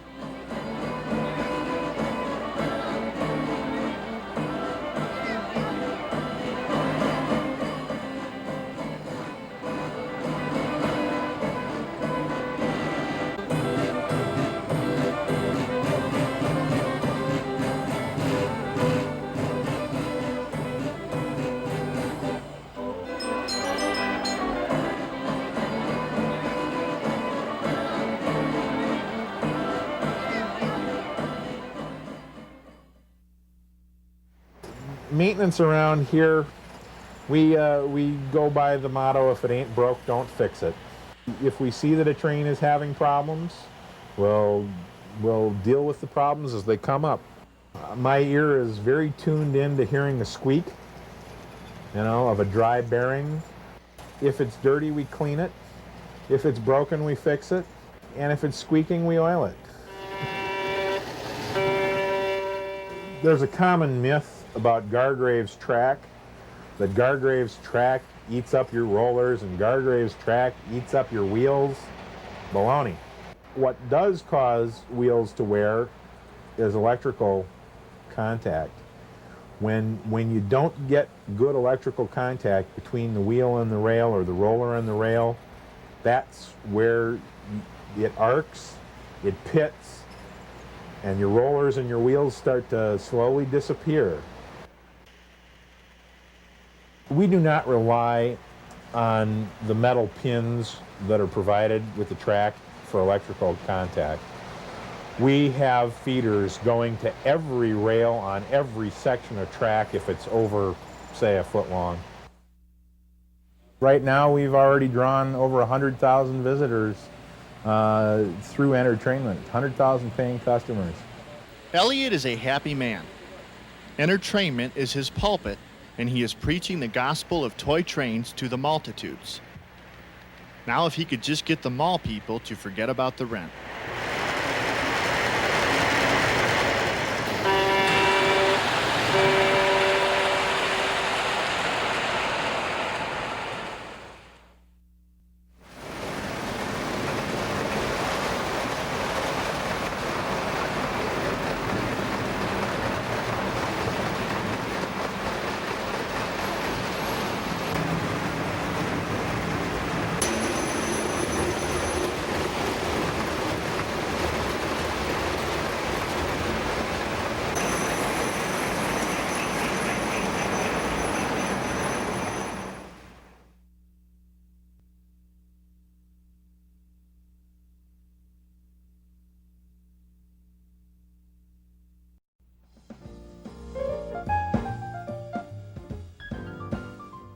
What do Frank Sinatra, Tom Snyder, and Mandy Patinkin have in common?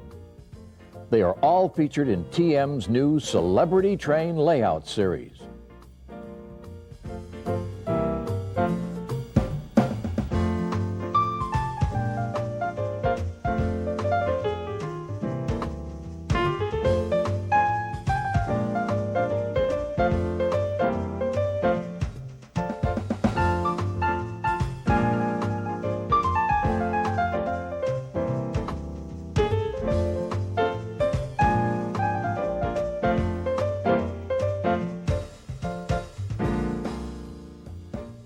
We have the bumper cars there and the Flying Bobs and the Gravitron. Every Christmas we got something new.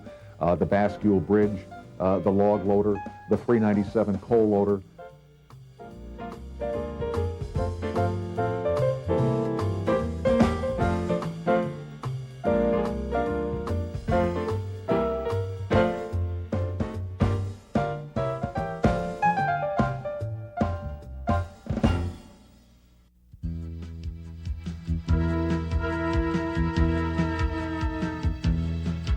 It's a magical train that only appears on cold winter nights, one day of the year. It helps Santa Claus deliver the toys to all of the girls and all of the boys. It's a magical Christmas train. It's a magical Christmas train. It's a magical Christmas train, and it's headed to you right now.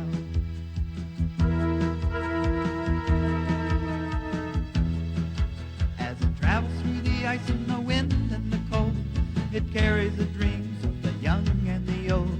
It stops at your front door on Christmas Eve, but only appears to those who believe.